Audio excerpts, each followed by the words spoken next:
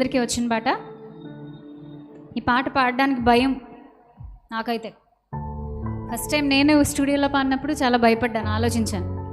ఎందుకంటే మరీ ఓవర్గా మాటిచ్చేస్తున్నామేమో దేవుడికి, అంత సీన్ ఉందా నాకు అనిపించి. అంటే అప్పటికి నా వయసు ఇంచుమించు ఒక 24-25 ఉండొచ్చేమో. అప్పుడు నా first song recording, studio recording experience అనమాట. జ్వరంతో ఉన్నాను అప్పుడు వెళ్ళి పాడాను ఆ పాట. చాలా అద్భుతమైన పాట.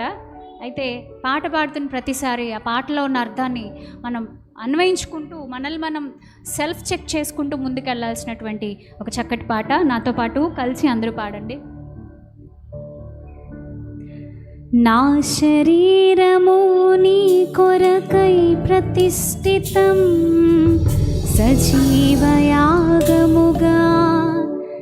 నీకు సమర్పితం.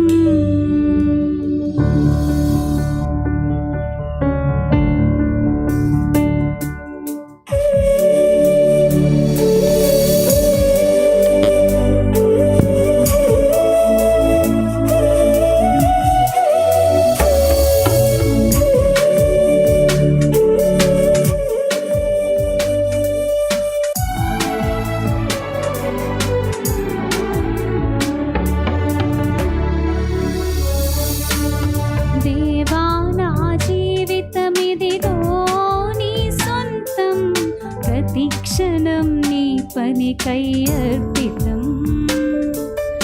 దేవా నా జీవితమిదిగో నీ సొంతం, ప్రతి క్షణం నీ పనికై అర్పితం. నా వరకైతే బ్రతుకుట నీ కోసం, చావైతే ఎంత గొప్ప లాభం. నా వరకైతే బ్రతుకుట నీ కోసం, చావైతే ఎంత గొప్ప లాభం. నా శరీరము నీ కొరకై ప్రతిష్ఠితం, సజీవ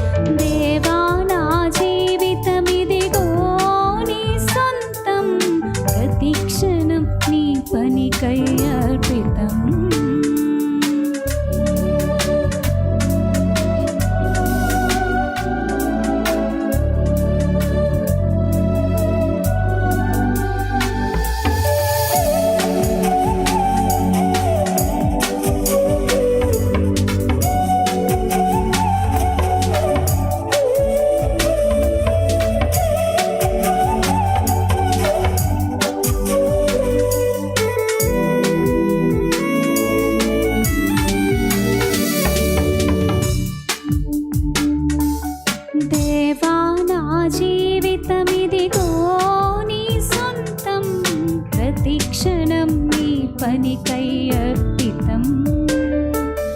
దేవా నా జీవితమిదిగో నీ సొంతం, ప్రతి క్షణం నీ పనికై అర్పితం. ప్రేమగల తండ్రి, కృపగల మా దేవ, మీ కృప చేత మా జీవితాలను మీరు అలంకరిస్తున్నారు, మమ్మల్ని నడిపిస్తున్నారు.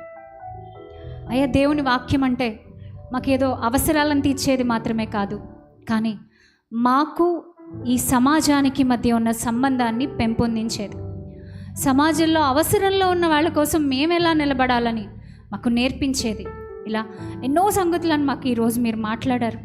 ఇక తర్వాత మాట్లాడబోయే మీ కుమారుని ద్వారా అనేకమైన ఆత్మ సంబంధమైన సంగతులను, విశ్వాస సంబంధమైన సుబోధ విషయంలో పెంపారుటకు ఆయన అట్టి కృపచేత మీ బిడ్డను నిలబెట్టి బలముతో, శక్తితో, ఆరోగ్యముతో మీ కుమారుని ద్వారా అనేక విషయాలు నేర్పించమని, అయ్యా మా జీవితాలను మీకు ఇవ్వడం అంటే పాట పాడినంత సులువు కాదు, కానీ అయ్యా దాన్ని ప్రతిష్ఠించుకునే క్రమంలో మాకు మీకు మధ్య ఉన్న అడ్డుగోడలను పడగొట్టుకొని అయ్యా మేము ఉన్నతమైన స్థితిలో మీకు లోబడే శిష్యులుగా ఉండడానికి వాళ్ళు ప్రతి ఒక్కరిని అభిషేకించి ప్రతిష్ఠించమని, ప్రతి కుటుంబాన్ని దీవించమని యేసువారి పేరటి ప్రార్థన మనవులు సమర్పిస్తున్నాము మా తండ్రి.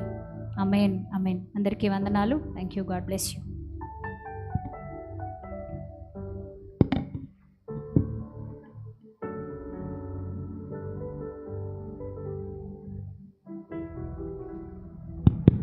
మంచిది.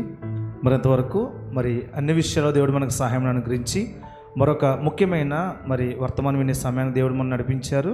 ప్రతి ఒక్కరు కూడా శ్రద్ధాశక్తులు దేవుని మాటలను వస్తుందిగా తెలియజేస్తూ ఈ సమయంలో విలువైన దేవుని లేఖన భాగాన్ని అందించవలసిందిగా మన సహోదరులు విజయప్రసాద్ రెడ్డి గారిని సాదరంగా ఆహ్వానిస్తూ ఈ యొక్క సమయాన్ని అన్నయ్య గారికి అప్పగిస్తూ ఉన్నాం.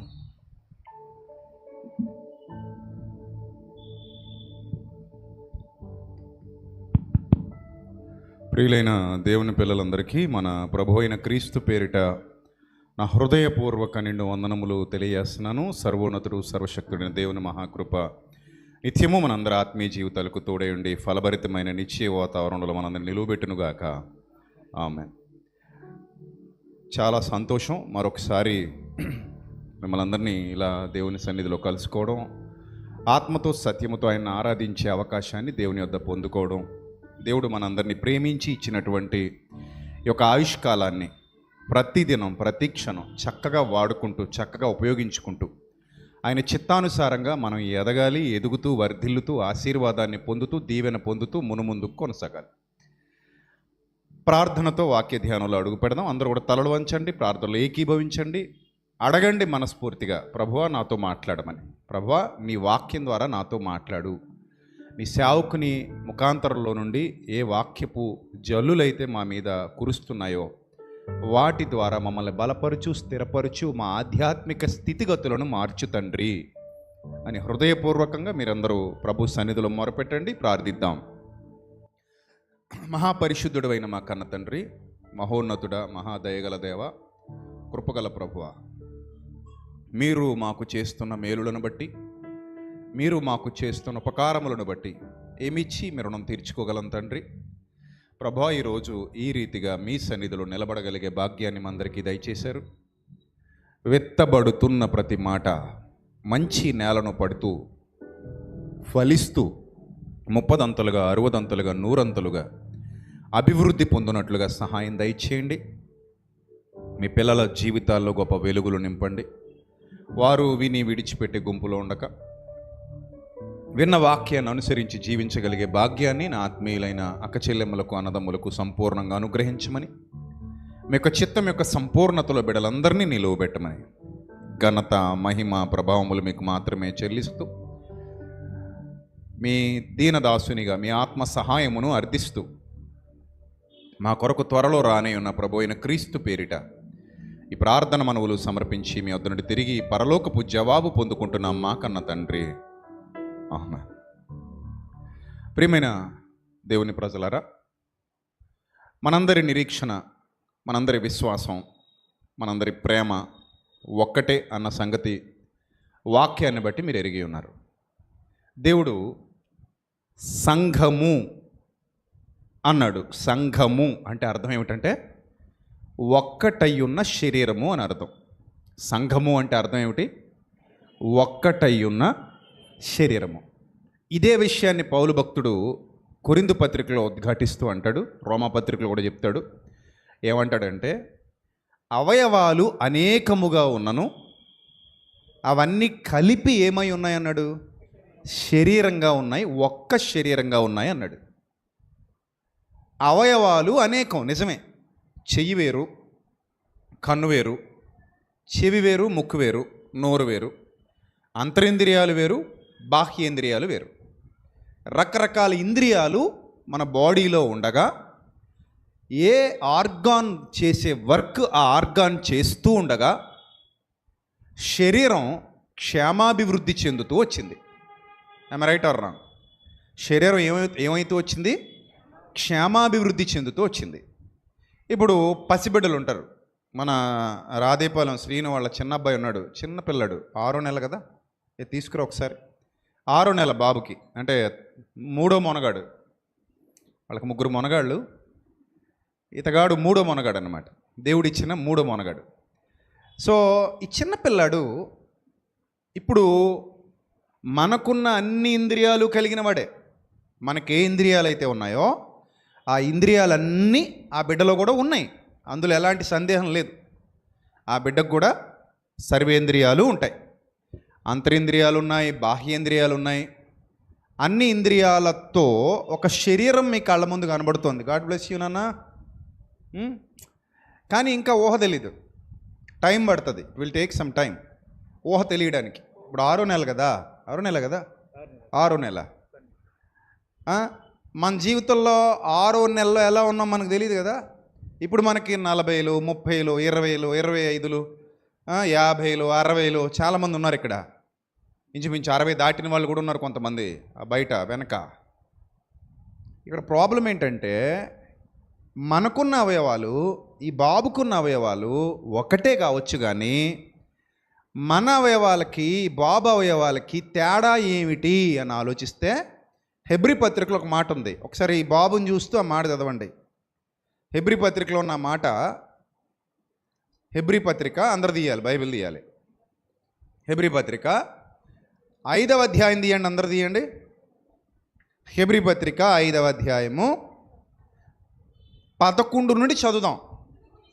ఇందును గూర్చి మీకు చెప్పాల్సినవి అబ్బో ఇంకా చాలా ఉన్నాయంట, అనేక సంగతులు ఉన్నవి, కానీ మీరు వినుటకు మందులైనందున వాటిని ఎక్స్ప్లెయిన్ చేయడం కష్టమన్నాడు.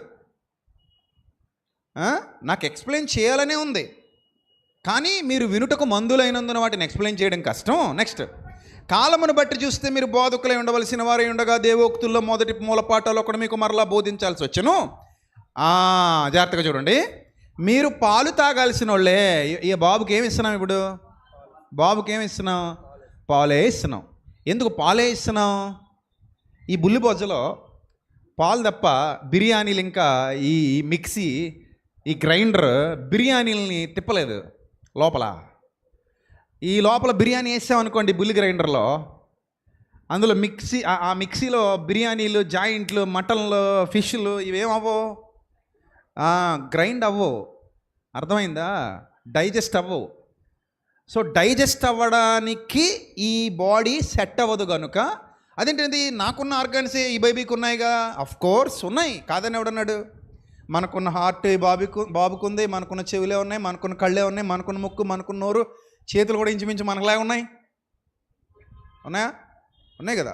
కాళ్ళు కూడా మనకులాగే ఉన్నాయి. కానీ వదిలేస్తే నిలబడగలడా? నడవగలడా? జస్ట్ అలా పాకుతాడు అంతే, కింద తీసుకెళ్ళి. Thank you dad. సో అయితే ఇక్కడ పాయింట్ ఏంటంటే, చదవండి నా మాట. ఏమంటాడంటే హెబ్రీ పత్రికలో, మీరు పాలు తాగాల్సిన వాళ్ళే కానీ బలమైన ఆహారం తినగలవారు కారు అన్నాడు. ఏం కాదంట? బలమైన ఆహారం తినగలవారు కారు. నెక్స్ట్, మరియు పాలు తాగు ప్రతివాడు శిశువే గనుక నీతి వాక్య విషయంలో అనుభవం లేనివాడై ఉన్నాడు. వయస్సు వచ్చిన వారు అభ్యాసము చేత మేలు కీడులను వివేచించుటకు సాధకము చేయబడిన జ్ఞానేంద్రియములు కలిగి ఉన్నారు గనుక. ఏ ఇంద్రియములు?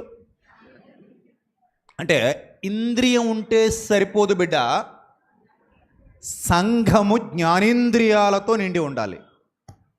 సాధారణంగా జ్ఞానేంద్రియాలు అంటే ఏంటి అని లోకాన్ని అడిగాం అనుకోండి మనం. జ్ఞానేంద్రియాలు అంటే ఏమిటి అంటే పంచేంద్రియాలు అంటారు.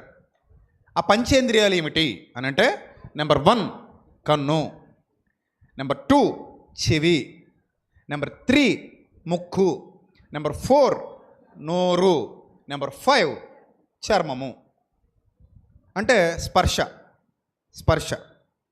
వీటన్నిటినీ ఈ లోకం జ్ఞానేంద్రియాలు అంటది.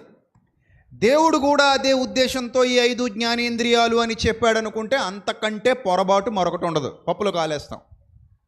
దేవుడు చెబుతున్న జ్ఞానేంద్రియాలు అనే ఆ మోటివ్ వేరు, ఆయన ఉద్దేశం వేరు, ఆయన సంకల్పం, ఆయన ఆలోచన విధానం వేరు. ఆయన చెబుతున్న ఉద్దేశాలు మనకు అర్థం కావాలి. That is Bible. నేను ఎప్పుడు చెప్తూ ఉంటా, బైబిల్ అనేది చాలా లోతైన సత్యంతో కూడుకున్నటువంటి పుస్తకం. అందరికీ అర్థం కాదు. మొన్నవారం కూడా చెప్పాను మీకు, ఎవరు పడితే వాళ్ళు ఎలా పడితే అలా చదివేస్తే బైబిల్ ఎప్పటికీ అర్థం కాదు. బైబిల్లో ఉన్న కామన్ థింగ్స్ అర్థమవుతాయేమో, కాస్ట్లీ థింగ్స్ అర్థం కావు. కామన్ థింగ్స్, కాస్ట్లీ థింగ్స్ రెండు ఉన్నాయా? అఫ్ కోర్స్ ఉన్నాయి. దాన్నే మనం సాదాసీదా జ్ఞానము, లోతైన జ్ఞానము అంటాం. బైబిల్ గ్రంథాన్ని ధ్యానించేటప్పుడు కొందరు కొన్ని విషయాలు ఈజీగా అర్థం చేసుకుంటారు, పైన అర్థం చేసుకోవచ్చు. కానీ లోతుకు వెళ్ళాలి అంటే పరిశుద్ధాత్మ సహవాసం, సహాయం, అనుభవం కావాలి.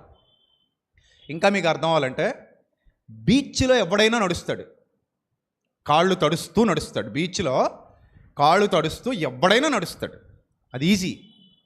సముద్రం మధ్యలో ఈదేవాడు ఇతని కంటే గొప్పవాడు. బీచ్లో నడిచే ప్రతివాడు సముద్రాన్ని ఈదినట్టు కాదు. కాళ్ళు తడిచాయి కదా, కెరటం వచ్చి సగం దాకా ముంచింది కదా, నేను ఇట్టెట్టా ఈదాను కదా అంటే అఫ్ కోర్స్ అలా ఎవడేం చేస్తాడు? సముద్రం మధ్యలో ఈదేవాడు ఉంటాడు చూడు, అతనికి ఇతనికి తేడా ఉందా లేదా? ఉందా? ఇన్ ద సేమ్ సెన్స్ నేను బైబిల్ తీసా, నేను బైబిల్ చదివేశా అని చాలామంది బయట మతోన్మాదులను చూస్తే నాకు అదే నవ్వు వస్తుంది.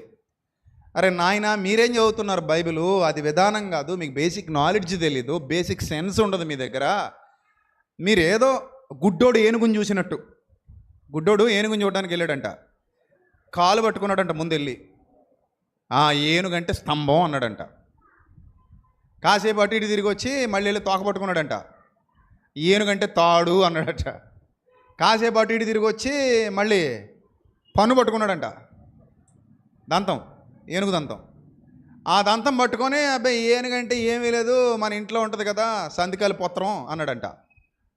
అంటే వాళ్ళ దృష్టికోణంలో వాళ్ళకి ఏదనిపిస్తే అది చెప్తున్నారు. కానీ లోతైన జ్ఞానాన్ని అర్థం చేసుకున్నవారు ఆత్మ సహాయంతో ఆత్మ సంబంధమైన సంగతుల్ని పరిశీలిస్తారు. ఆ విషయాన్ని ఇక్కడ నొక్కి ఒక్కనిస్తూ భక్తుడు అంటున్నాడు, నాయన మీరు జ్ఞానేంద్రియాలు గలవారు కావాలి. జ్ఞానేంద్రియాలంటే అర్థం ఏమిటి? సంఘము జ్ఞానేంద్రియాలతో నిండుకొనినదై ఉండాలి. సంఘం ఏ ఇంద్రియాలతో నిండుకోవాలి? జ్ఞానేంద్రియాలతో నిండుకోవాలి. బాగా అర్థం చేసుకోండి, కళ్ళు ఉండడం గొప్ప కాదు, ఆ కంటిని దేవుని చిత్తానుసారంగా ఎలా వాడుతున్నాం అనేది గొప్ప. నోరు ఉండడం గొప్ప కాదు, ఆ నోటిని దేవుని చిత్తానుసారంగా ఎలా ఉపయోగిస్తున్నాం అనేది గొప్ప విషయం. అర్థమైందా? చెవులు ఉండడం గొప్ప కాదు, ఈ చెవులను దేవుని సంకల్పానుసారంగా ఏ విధంగా ఉపయోగిస్తున్నాం, ఎక్కడ డోర్ ఓపెన్ చేస్తున్నాం, ఎక్కడ డోర్ క్లోజ్ చేస్తున్నాం అనేది ముఖ్య విషయం. అసలు వీటన్నిటిని ఎందుకు అలా తీసుకోవాలి అని అంటే, చూడండి మీకు ఒక ఎగ్జాంపుల్ చెప్తాను. బయట దోమల మందు పొగేసుకుంటూ వెళ్తున్నారు ఆ రోడ్డు మీద, వెంటనే మనం ఏం చేస్తాం? డోర్స్ క్లోజ్ చేస్తాం కదా. ధూళి పెరిగిపోయింది, ధూళి విపరీతంగా వస్తుంది, డోర్స్ క్లోజ్ చేస్తామా చేయమా? పక్కింటి వాళ్ళు ఎవరో స్లాబ్ డిస్కనెక్షన్ అదే డిస్మాండిల్ చేస్తున్నారు, అక్కడ ఏదో జరుగుతోంది, అక్కడ ఆ పొగ ధూమము లేచిపోతున్నప్పుడు ఆ డిస్ట్రక్షన్ జరుగుతుంది. మనం ఏం చేస్తాం అప్పుడు? తలుపులు వేసేసుకుంటాం, లోపలికి ఏం రాకూడదు, ధూళి కణాలు లోపలికి రాకూడదు. సో మనం అక్కడ తలుపులేసి ఆపేస్తాం. అలాగే మన జీవితంలోకి, మన కంటిలోనికి, మన ఒంటిలోనికి, మన చెవులలోనికి ఏది చొరబడాలి, ఏది చొరబడకూడదు అనే పరిపక్వత సాధించడమే దేవుని దృష్టిలో సంఘానికి ఉన్నటువంటి జ్ఞానేంద్రియాలు. సంఘానికి ఏమున్నాయి? జ్ఞానేంద్రియాలు ఉన్నాయి. చూడండి, చాలామంది ఏమంటారంటే చెడు చూడకు అంటారు, అక్కడ ఆగిపోయారు. అది పరిపక్వత కాదు. చెడు చూడకు అంటే అది పరిపక్వత కాదు. చెడు చూసినా చలించకు, అది పరిపక్వత. అర్థమైందా నా పాయింట్? నా పాయింట్ అర్థమైందా? మళ్ళీ బయటికి వెళ్ళి శని చూడమని ప్రోత్సహిస్తున్నాడని చెప్తారండి, అలా చెప్పరు కదా. కొంతమంది ఇలా అర్ధజ్ఞానులు ఉంటారు, అలా సగమే అర్థం చేసుకుంటారు, వాళ్ళు పూర్తిగా ఇనిచావరు. నేను చెడు చూడకు అంటే అది పరిపూర్ణమైనది కాదు. చెడు చూసినా ఏమవుకు, చలించకు, అది పరిపూర్ణత. అది ఎలా సాధ్యం అవుతుందా అంటే జ్ఞానేంద్రియాలు గల వారికి అవుతుంది. ఆ స్థాయి సాధన మన బ్రతుకులో జరగాలి. అది నేను చెప్పేది. ఆ స్థాయి సాధన జరగలేనప్పుడు మనం సంఘానికి వెళ్తున్నాం, దేవుని వాక్యం వింటున్నాం, కూర్చున్నాం, వచ్చేసామంటే దానివల్ల నో యూజ్, ఉపయోగం ఉండదు. ఆ స్థాయి సాధన ఎప్పుడైతే మన బ్రతుకులో జరుగుతుందో you will be a great faithful person, no doubt at all. అందులో ఒక ఫెయిత్ఫుల్ పర్సన్గా నువ్వు అద్భుతంగా ఎదగాలి అంటే, ఒక విశ్వాసిగా నువ్వు అద్భుతంగా ఎదగాలి అంటే, ఒక రైచస్ పర్సన్గా దేవుని ఎదుట నిలబడాలి అంటే ఆ జ్ఞానేంద్రియాల సాధన అవసరం. జ్ఞానేంద్రియాలు. ఇప్పుడు మరి ఆ బాబు ఇంద్రియాలకి మన ఇంద్రియాలకి తేడా ఎలా వచ్చింది? కాలం గడిచే కొలది మన ఇంద్రియాలను మనం ఏం చేసుకున్నాం? డెవలప్ చేసాం, సాధన చేసాం. సాధన చేయకుండా ఏది రాదు. అది శరీరమైనా, లోపలైనా, బయటైనా, ఏదైనా సరే ఏం చేయాలి మనం? సాధనమున పనులు సమకూరు ధరలోన అన్నారు పెద్దలు. ప్రాక్టీస్ మేక్స్ మ్యాన్ పర్ఫెక్ట్ అన్నారు. ప్రాక్టీస్ చేయాలి, సాధన చేయాలి. సాధన చేయకుండా ఏ విజయాలు మన సొంతం కావు. అది భక్తి అయినా సరే భక్తి సాధన అన్నాడు దేవుడు. భక్తి సాధన అన్నాడు. ఖాళీ కూర్చుంటే ఏముండదు. మీరు ఏదైనా స్టార్ట్ చేస్తే కదా తేడా కనబడద్ది. స్టార్ట్ చేస్తే తేడా కనబడదా? ఖచ్చితంగా కనబడుతుంది. నేను గతంలో కూడా చెప్పాను మీకు. నేను ఒక హాఫ్ అన్ అవర్ కంటిన్యూగా రన్ చేయగలను. హాఫ్ అన్ అవర్ నాన్ స్టాప్గా కంటిన్యూగా నేను గ్రౌండ్లో ఏం చేయగలను? రన్నింగ్ చేయగలను. స్టార్టింగ్ నేను గ్రౌండ్కి వెళ్ళిన కొత్తల్లో అరగంట పరిగెత్తలేదు. నేను మెల్లిగా ఇంక్రీజ్ చేసుకుంటూ వచ్చాను. ఫస్ట్ 5 minutes పరిగెత్తడం నాన్ స్టాప్గా, తర్వాత దాన్ని 10 నిమిషాలకు పెంచడం, తర్వాత దాన్ని 20 నిమిషాలకు పెంచడం, మెల్లిగా నన్ను నేనే ఛాలెంజ్ చేసుకుంటూ అర్ధగంట సేపు ఆగకుండా పరిగెత్తాలి అనే ఒక కఠినమైన నియమాన్ని పెట్టుకోవడం, మెల్లిగా అలా ఇంక్రీజ్ చేసుకుంటూ వెళ్ళడం. ఈ రోజుకి నేను ఒక అర్ధగంట పాటు హ్యాపీగా పరిగెత్తగలను, ఈజీగా రన్ చేయగలను. ఆ సామర్థ్యం ఒక్క రోజులో వచ్చేస్తుందా? రాదు. టైం పడుతుంది. సో వెళ్ళాలి. జిమ్కి వెళ్తాం, ఒకే రోజు 30-40 kg వేసేయగలమా? వేయలేం కదా. టైం పడుతుంది. మెల్లిగా స్టార్ట్ చేస్తాం. మెల్లిగా స్టార్ట్ చేసి ఒక రేంజ్కి వెళ్తాం. ఇప్పుడు మనం ఒక 100 kg లిఫ్ట్ చేయగలం, లేదా 150 kg లిఫ్ట్ చేయగలం అంటే ఒక్క రోజులో 100 kg లిఫ్ట్ చేయగలవా? చేయలేవు కదా. స్ట్రెంత్ ట్రైనింగ్ చేస్తాం జిమ్లో. ఒక్క రోజులో 100 kg లేవు, టైం పడుతుంది. కొన్నాళ్ళకి మనం 100 kg ఏం చేయగలుగుతాం? లిఫ్ట్ చేయగలుగుతాం. అంటే ఒక్క రోజులో అవ్వదు. నేను జిమ్ చేయడం స్టార్ట్ చేసిన కొత్తలో 20 kgలకే అదోలాగా అయిపోయేది, 30 kgలకి అదోలాగా అయిపోయేది. ఇప్పుడు ఈజీగా నేను 80 kg 100 kg లిఫ్ట్ చేసేయగలుగుతాను. ఎందుకు? టైం, చాలా రోజులుగా నేను దాన్ని ప్రాక్టీస్ చేస్తున్నాను కాబట్టి నేను ఈజీగా చేయగలుగుతాను. చాలా రోజులుగా నేను రన్ చేస్తున్నాను కాబట్టి ఈజీగా రన్ చేయగలుగుతాను. ఏదైనా సరే మన జీవితంలో ఒక పనిని ప్రారంభించామనంటే అది భక్తి అయినా సరే, నేను ఎక్కువసేపు ప్రార్థన చేయలేకపోతున్నాను, నేను ఎక్కువసేపు బైబిల్ చదవలేకపోతున్నాను, ఇవన్నీ అలాగొచ్చేవే. అర్థమైందా? కొంతమంది నేను వాకింగ్కి వెళ్ళిపోవాలి అంటారు. రన్నింగ్ మాట పక్కన పెట్టండి. వాకింగ్కి ఎట్టి పరిస్థితుల్లో రేపు పొద్దున లేస్తా పోతా అంటారు, అంతే. అలారం కూడా పెట్టుకుంటారు కొంతమంది. ఆ అలారం నీళ్ళే 30-40 సార్లు చంపేస్తారు. అది మోగుతానే ఉంటుంది, దాన్ని నోరు నొక్కి పక్కన పడేస్తారు. అలా ఎన్నిసార్లు జరిగిందో మన జీవితంలో. అంటే దాని అర్థం ఏమిటి? వాయిదా. దేనికి వాయిదా? రేపు వెళ్దాం, ఎల్లుండి చూద్దాం, అవతల ఎల్లుండి చూద్దాం. తిండి దగ్గర ఉంటుందా వాయిదా? పిజ్జాలు, బర్గర్లు, ఐస్ క్రీమ్లు, చెత్త చెదారం కనబడగా అని డస్ట్బిన్లో పడేసినట్టు లోపల పడేస్తాం. స్వీట్లు అక్కడ అసలు మనకు వాయిదాలే ఉండవు. ఈ రోజుకి ఎందుకులేండి రేపు చూద్దామని అనిపిస్తుందా? ఇది తింటే మన ఆరోగ్యం పాడవుద్ది, డ్రింక్ తాగకూడదని అనిపిస్తుందా? అస్సలు అనిపించదు. అక్కడికి వెళ్ళినప్పుడు వాయిదా వేయం. ఆ శరీరానికి ఉపయోగపడేది ఈ పని మనం చేయాలి అన్నప్పుడు మాత్రం ఏం చేస్తాం? వాయిదేస్తాం. అంటే మన జీవితంలో మనం చేసే పొరపాట్లు మన శరీరం మీద ఎలాగైతే ప్రభావితం చూపిస్తున్నాయో, ఇన్ ద సేమ్ సెన్స్ మన జీవితంలో, మన ఆత్మీయ జీవితంలో మనం చేసే పొరపాట్లు జ్ఞానేంద్రియాలు రాకుండా మనల్ని ఆపుతున్నాయి.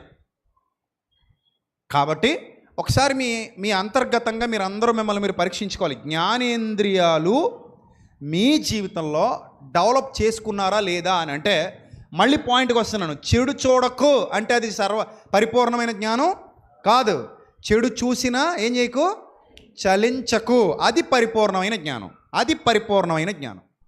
చూడండి, వీక్గా ఉన్న అవయవాలకి స్ట్రాంగ్గా ఉన్న అవయవాలకి చిన్న తేడా చెప్తాను. మొన్న ఒక నీచుడు రైల్వే స్టేషన్లో ఒక తల్లి 4 ఏళ్ల పాపను తన పక్కన పెట్టుకుని పడుకొని నిద్రపోతుంది. చాలామంది అవుట్డోర్స్లో పడుకునే పీపుల్ ఉంటారు. పాపం వాళ్ళకి ఇల్లు వాకిలి ఉండదు. సంచార జీవనం చేస్తూ ఉంటారు.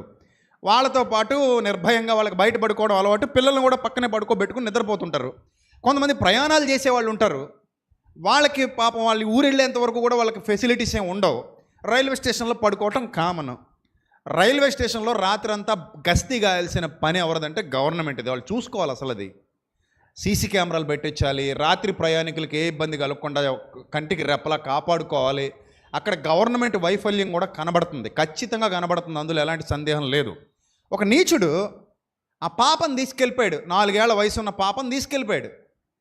వాడు తీసుకెళ్ళిపోయాడని మనకెలా తెలుసు అంటే సీసీ కెమెరాలో ఆ పోలీసులు చూపించారు. ఆడు ఎత్తుకుని తీసుకెళ్ళడం. పాప ఏడుస్తుంది. 4 ఏళ్ల వయసు ఉన్న పాప ఎత్తుకుని తీసుకెళ్ళిపోయాడు. తల్లి పక్కలో నిద్రపోతుంది. తల్లి గాఢ నిద్రలో ఉంది.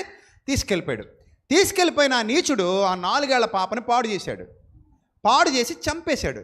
ఎలా చంపాడంటే, ఇప్పుడు మళ్ళీ ఈ పాపను తీసుకొచ్చి ఆ రక్తంతో అక్కడ పడుకోబెడితే తల్లికి అనుమానం వస్తుంది అని ఆలోచించి పట్టాల మీద పడుకోబెట్టేసి పోయాడు దరిద్రుడు. రైలు వచ్చింది, ఆ చిన్న పాపను తొక్కేసింది. ఆ చిన్న పాప జీవితం అక్కడితో ఛిద్రం అయిపోయింది. ఇప్పుడు పోలీసులు ఇవన్నీ వెతికిన తర్వాత, ఆ సీసీ కెమెరాలన్నీ ఓపెన్ చేసిన తర్వాత దొరికాడు. దొరికిన తర్వాత తీసుకెళ్లారు. అక్కడ మీకు జరిగిన వాస్తవం తెలుసు. వాడు జీప్ ఎక్కిన తర్వాత చాకు తీసుకుని వీళ్ళ మీద ఏం చేయబోడట, దాడి చేయబోడట. అంతమంది పోలీసుల్ని. సరే, అదే నిజం అనుకుందాం. ఎన్కౌంటర్ చేసి పడేశారు. దాడి చేయబడి కాబట్టి మా ప్రాణరక్షణ కోసం లేపేసాం అన్నారు. సరే, మంచిదే, లేపేయడమే మంచిది. వాడిని ఒకవేళ కోర్టుకు తీసుకెళ్ళి కోర్టులో అప్పగించినా ఉరి తీసి చంపేయమనే చెప్తారు. ఎందుకంటే అంత నీచమైన అంత బలహీనమైన ఇంద్రియాలు కలిగిన వాడు ఆ వ్యక్తి. ఇంద్రియం ఉండడం గొప్ప కాదు, అది జ్ఞానంతో నిండుకొని ఉండాలి. నేను గతంలో ఒక పాట రాశాను.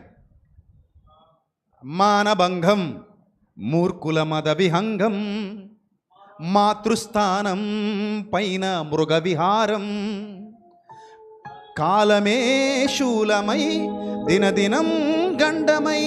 ఆ పాటల పుస్తకంలో ఉంది ఆ పాట. అందులో ఒక లైన్ రాశాను. ఆడపిల్లలే కోడి పిల్లలై బలైపోతున్న జాతరా, పసిమొగ్గలనే పశువులు తొక్కే వికృత కామ క్రీడరా, దిక్కుతోచక బిక్క చచ్చిన శవమైతే నవభారతం, నక్కల మాదిరి ముక్కలు పీకే రక్కసి మూకల సంభరం, కుక్క పిల్లపై కుక్క పడదురా, ఆవు దూడపై ఎద్దు పడదురా, మగతనమా అది సిగ్గుపడండ్రా, పశువులకున్న నీతి లేదురా. అది లైన్. కుక్క పిల్లపై కుక్క పడదురా, ఆవు దూడపై ఎద్దు పడదురా, మగతనమా అది సిగ్గుపడండ్రా, పశువులకున్న నీతి లేదురా.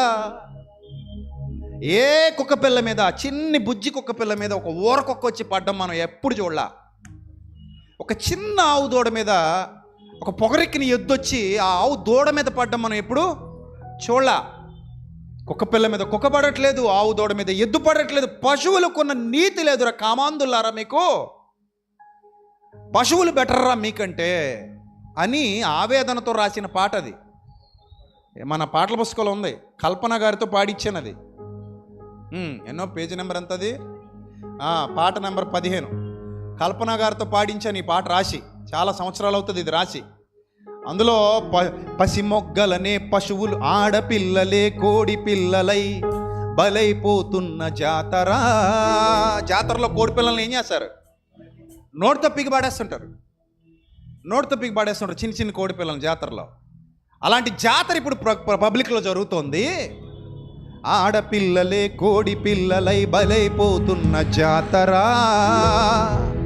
పసి మొగ్గలనే పశువులు తొక్కే వికృత కామ క్రీడరా, దిక్కుతోచక బిక్క చచ్చిన శవమైతే నవభారతం, గద్దల మాదిరి పిక్కు తింటున్న కామాందుల పైశాచికం, కంటబడకుంది మానవ జాతి, బుసలు కొడుతుంది విషపు సంస్కృతి, పసికందులను వదలని ప్రీతి, కామ పిశాచుల రక్కస నీతి, పసికందులను వదలని ప్రీతి, కామ పిశాచుల రక్కస నీతి, మానభంగం మూర్ఖుల మద విహంగం, మాతృస్థానం పైన మృగ విహారం.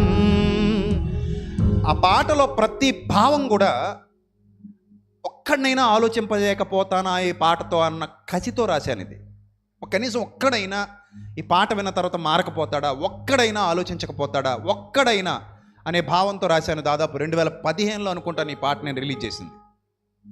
అప్పటి నుంచి ఇప్పటి వరకు చెప్తూనే ఉన్నాను, ఒరే దౌర్భాగ్యులారా, పసిమొగ్గలరా, మన బిడ్డలరా, వాళ్ళు మన అమ్మరా, మన అక్కరా, మన చెల్లి, మన తల్లి, వాళ్ళని అలా చూడకండి. ఆ దృష్టి మంచిది కాదు. ఆ దృష్టి మరల్చుకోండి, ఆ జ్ఞానం సంపాదించుకోండి.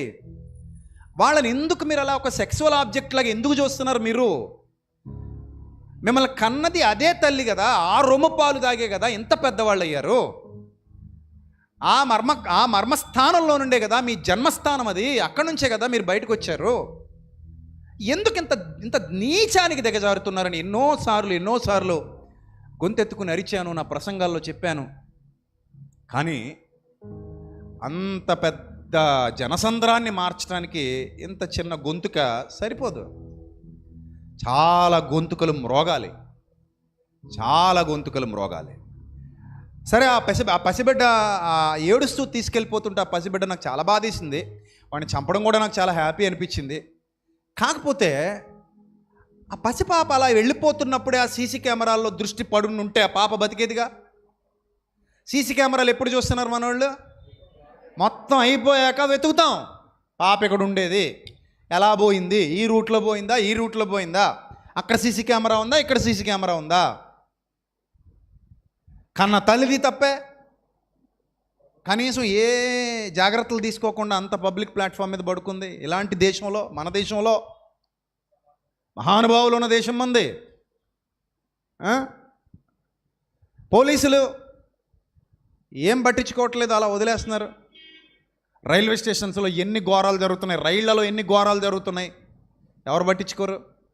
రైళ్ళ దాకెందుకు, ఇళ్లలోకి వచ్చేస్తున్నారు దొంగలు, ఎవడు పట్టించుకోడు. ఏదైనా జరిగాక కదా వచ్చి ఆ కెమెరాలు ఈ కెమెరాలు చెక్ చేసుకునేది. ఒక జ్ఞానేంద్రియం కరువైతే ఒక జీవితం పోద్ది. ఏం పోద్ది? ఒక్క జ్ఞానేంద్రియం కరువైతే ఏం పోద్ది? ఒక జీవితం పోద్దే. ఆ జీవితం పోకూడదు అంటే ఇంద్రియాలు ఉంటే సరిపోదు. అది మగతనం కాదది. అందుకే రాశాను అందులో, మగతనమా అది సిగ్గుపడండ్రా, పశువులకున్న నీతి లేదురా అని రాశాను ఈ పాటలో. అది మగతనం కాదు, అది సిగ్గుపడాలి. అందులో ఫస్ట్ చరణంలో ఏం రాశానంటే, అవని పైన సంభోగం అల్పకాల సుఖభోగం, ఆడతనాన్నే అలుముకుంటున్న ఔషధ మెరుగని రోగం. అంటే ఔషధానికి కూడా అంతు పట్టని అంతు చిక్కని ఒక రోగం ఎవరిని ఆవహించింది? ఈ కామాంధులను ఆవహించింది. వాళ్ళ రోగానికి మందు లేదు. అలాంటి ఔషధం మెరుగని ఒక రోగం వాళ్ళని పట్టుకుంది. అంత నీచమైన దుస్థితికి సమాజం దిగజారిపోతుంది. 5 నిమిషాల సుఖం కోసం జీవితాలు నాశనం చేస్తున్నారు, జీవితాలు ఛిద్రం చేస్తున్నారు, పసి మొగ్గల్ని చిదివేస్తున్నారు నీచులు. అలాంటి దౌర్భాగ్యకరమైన వ్యవస్థలకు రోజు రోజుకి వెళ్ళిపోతున్నాం మనం, రోజు రోజుకి వెళ్తున్నాం. అందుకే ఈ పాటలో రాశాను, అమ్మ కడుపులో రక్తం గడ్డ కడితే నీ జన్మం, అమ్మ కడుపులో రక్తం గడ్డ కడితే నీ జన్మం, ఆ రక్తపు గడ్డలు రాక్షసులైతే అమ్మతనానికి శోకం. మన రైల్వే స్టేషన్లో ఆ పాపం తీసుకెళ్ళిపోయిన వెధవ కూడా ఒకప్పుడు వాళ్ళ అమ్మ కడుపులో రక్తపు గడ్డగా మొదలైన వాడే. ఆ అమ్మ కడుపులో రక్తపు గడ్డగా ఉన్న నీచుడు ఈరోజు ఏమయ్యాడు? పెద్దోడయ్యాడు. ఆ అమ్మతనానికి ఏం మిగులుస్తున్నాడు? శోకాన్ని మిగులుస్తున్నాడనే భావనతో రాసినటువంటి లైన్ అది. అమ్మ కడుపులో రక్తం గడ్డ కడితే నీ జన్మం, ఆ రక్తపు గడ్డలు రాక్షసులైతే అమ్మతనానికి శోకం. మీరు అనుకోవచ్చు క్రిస్టియన్ పాటలు ఎలా కూడా ఉంటాయండి అంటే, ఇలాగే ఉంటాయి నిజమైన క్రిస్టియన్ పాటలు రాస్తే. యేసుక్రీస్తు భావాలు మనసు నిండా నిండిపోతే this is the real Christian song. అర్థమైందా? నన్ను ఎత్తుకో యేసయ్యా, నన్ను తొక్కుపడే యేసయ్యా, అది కాదు నిజమైన పాట. నిన్ను ఎత్తుకోలేటి ఎద్దులాగా ఉన్నావు, నువ్వే 10 మందిని ఎత్తుకునేలాగా ఉన్నావు, ఇంకా నిన్ను ఎత్తుకోవాలా? ఈ కాదు పాటలు అంటే. పాట ద్వారా కూడా ఏం జరగాలి? ఈ సమాజానికి బోధ జరగాలి. పాట ద్వారా కూడా జ్ఞానం అందాలి. పాట ద్వారా కూడా పరివర్తన తీసుకురావాలి, ఆలోచనలో పడేయాలి. అది యేసయ్య పాట అంటే. ఆయన పాటలోనూ మాటలోనూ ఏముండేది? బోధ ఉండేది. ఆత్మ సంబంధమైన పద్యములతోనూ ఒకరినొకడు పురికొల్పుతూ ఒకరినొకడు హెచ్చరించుచు అన్నాడు. కొలస్సీ పత్రికలో, ఎఫెసు పత్రికలో కూడా ఒకరినొకడు పురికొల్పండి, ఒకరినొకడు ఏం చేయండి? హెచ్చరించండి. అలా అలా అలా ఉండాలి పాట. అందుకే కామదాహంతో ఒళ్ళు మదమెక్కి అమ్మను చంపేస్తే, ఒక అమ్మ చచ్చిపోయింది, ఆ పాపను అలా వదిలేస్తే ఒక 20-30 సంవత్సరాలకి ఏమయ్యేది? అమ్మయ్యేది కదా. మా అమ్మలాగా మీ అమ్మలాగా ఆవిడ కూడా ఒక అమ్మయ్యేది. ఆ అమ్మని ఏం చేశాడు ఈ కామాంధుడు? చంపేశాడు. ఆ అమ్మని చిదివేశాడు, చంపేశాడు. అంటే దేవుని సంకల్పాన్ని రాక్షసుడు ఏం చేశాడు? నెరవేరకుండా చేశాడు. అలాంటి వాళ్ళు ఎంతమంది ఉన్నారో ఈరోజు సమాజంలో. మనం ఆడపిల్లల్ని కండానికి భయపడాల్సిన పరిస్థితి వస్తుంది. ఆడపిల్లల్ని ఎక్కడైనా వదిలేసి వెళ్ళాలంటే భయం.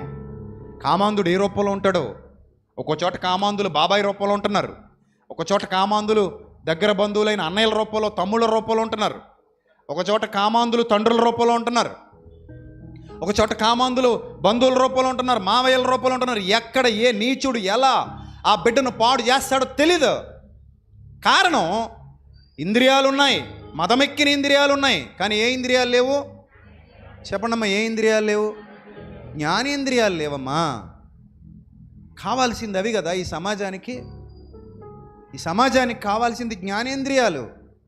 ఒక ఆడబిడ్డను చూసినప్పుడు, అరే నా చెల్లి లాంటిదే కదా, నా తల్లి లాంటిదే కదా, మా అమ్మ లాంటిదే కదా, మా అక్క లాంటిదే కదా అని ఒక్క భావన మనసులో ఎక్కడ పడితే తప్పు జరుగుద్దా? తప్పు జరుగుద్దా? జరగదు. కనీసం కొద్దో గొప్ప లోపల దైవ భయం ఉన్నా కూడా, నా తండ్రి ఉన్నాడు, ఆయన చూస్తున్నాడు, నేను ఇలా చేయకూడదు, ఇది రైట్ కాదు, దిస్ ఈజ్ నాట్ రైట్, ఈ ఆలోచన కరెక్ట్ కాదు, దీన్ని ఫిల్టర్ చేయాలి, ఇది తప్పు, ఇది ఏంటిది తప్పు, ఇది దుష్టుడి ఆలోచన, నేను తీసుకోకూడదు అనే భావన మనసులో ఉంటే తప్పు జరుగుద్దా? జరగదండి. మానసిక వికలాంగులను వదలట్లేదు, చిన్న పిల్లలను వదలట్లేదు, చివరికారే వృద్ధుల్ని కూడా వదలట్లేదు. మొన్న బెంగళూరులో 70 ఏళ్ల వృద్ధ మహిళ మీద అత్యాచారం. 70 ఏళ్ల ముసలమ్మను కూడా వదలని కామాంధులు రోజు రోజుకి పెరిగిపోతున్నారంటే కారణం ఏంటో తెలుసా? వాళ్ళను ఈ చిన్న ఫోన్ ఏం చేస్తుంది? రెచ్చగొట్టేస్తుంది. ఇది ఎలాగా? ఈ ఫోన్లో వాళ్ళు చూస్తున్న అశ్లీల సంబంధమైన కంటెంట్. పురుగుల మందు తాగితే ఏమవుతావు? చచ్చిపోతావు, అంతేనా? కారం కలుపుకుని తాగితే ఏమొస్తుంది? మంట వస్తుంది. మజ్జిగ తాగితే ఎలా ఉంటుంది? చల్లగా ఉంటుంది. లోపల వచ్చే మార్పులన్నిటికీ కారణం ఏమిటి? నువ్వు తీసుకునే పానీయం. ఇన్ ద సేమ్ సెన్స్ లోపలికి ఏది ఎక్కిస్తున్నావో అదే నిన్ను డీల్ చేస్తుంది. రోజు పోర్న్ వీడియోలు చూశారనుకో, అలాగే తయారవుతారు పనికిమాలిన బోకులు, పోరం బోకులు. రోజు నీచమైన కంటెంట్ లోపలికి వెళ్తుందనుకో, అలాగే తయారవుతారు. ఈ సమాజంలో రిస్ట్రిక్షన్స్ ఎక్కడ ఉన్నాయి? సోషల్ మీడియాకి రిస్ట్రిక్షన్స్ ఎక్కడ ఉన్నాయి? ప్రభుత్వాలు ఎక్కడ పట్టించుకుంటున్నాయి? ఎలా పడితే అలా వదిలేశారు వ్యవస్థని. అరే పొలాన్ని వదిలేస్తేనే ముళ్ళ తుప్పలో గచ్చ పొదలు ఏమవుతున్నాయి? పెరిగిపోతున్నాయి. రైతు కొడవలు పట్టుకుని దిక్కపోతే పొలంలోనికి గచ్చ పొదలు, ముళ్ళ తీగలు, తుప్పలు ఏమైపోతాయి?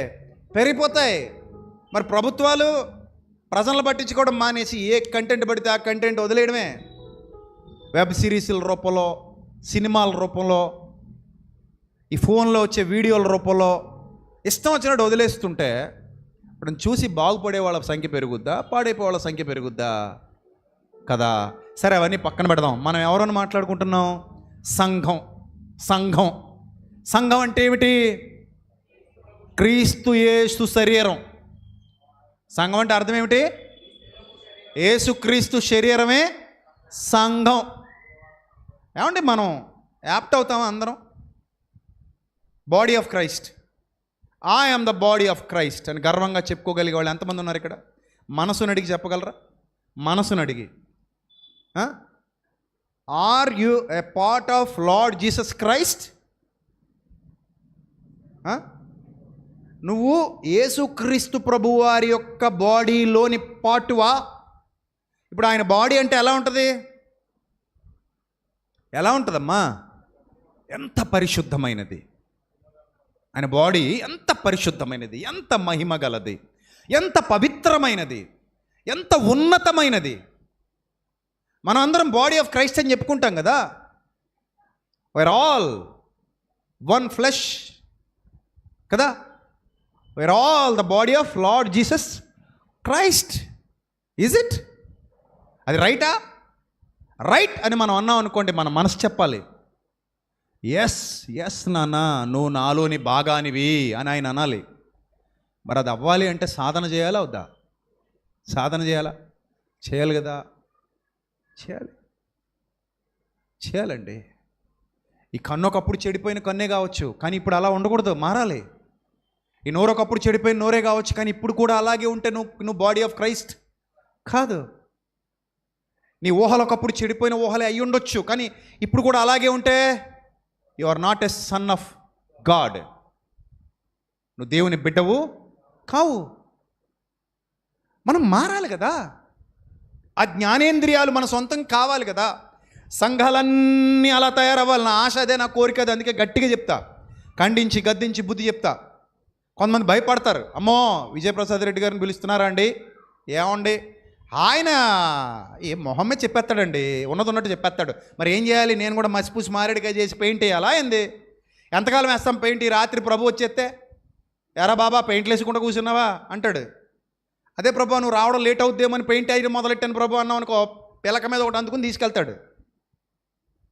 ఇంకా మనకు పెయింట్లు వేసే టైం లేదు, వద్దు మనకి. అయినా మనం ఎందుకు పెయింట్లు వేయాలి? పౌలు గారు వేసారా పెయింట్లు? ఎందుకు వేయాలి మనం పెయింట్?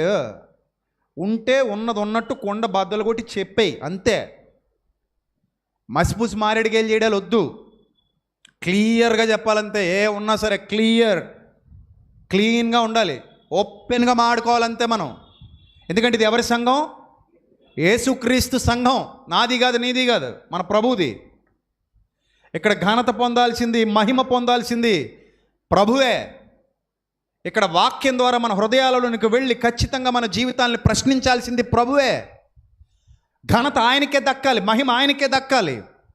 అలా మనం ట్రైన్ చేయాలి. ట్రైనింగ్, శిక్షణ. ప్రతి మనిషి జీవితంలో ఎక్కడో ఒక చోట ఏదో ఒక అవయవం దగ్గర చిన్నదో పెద్దదో పొరపాటు సహజంగా ఉండవచ్చు. నువ్వు ఖచ్చితంగా దాన్ని ఏం చేయాలి? క్లియర్ చేయాలి, కట్ చేయాలి, సరిదిద్దాలి, చక్కబెట్టాలి. అది సేవకుడి యొక్క బాధ్యత, అది సేవకుడి యొక్క ముఖ్య ధర్మం. మీరు చాలామంది సేవకుడన్నా సేవ అన్నా ఏదో చీప్గా మాడుతున్నారు. వీళ్ళు దశంభాగాలు అడుగుతారు, డబ్బు కోసం చేస్తున్నారు, అది ఇదని. నేను చాలాసార్లు చెప్పారు, దౌర్భాగ్యులారా. నాకెంత కామెంట్లు పెడుతుంటాడు, దశంభాగాల కోసం మతం మారినోడని పెడుతుంటారు. నాకు పనికి మానలేదు వాళ్ళు. నేను వాళ్ళతో చెప్తుంటారు, దౌర్భాగ్యులారా, నేను ఎప్పుడెవరిని దశంభాగాలు అడగలా. 16 ఏళ్ల నుంచి సేవలో ఉన్నా. నేను ఎప్పుడు ఎక్కడ సంఘంలో ఎవరిని నీ దశంభాగం పట్టుకురా, నీ అది పట్టురా, ఇది పట్టురా ఎప్పుడు అడగలా. అడిగానా మిమ్మల్ని ఎవరినైనా? ఎప్పుడైనా అడగను, నాకు అవసరం లేదు అది.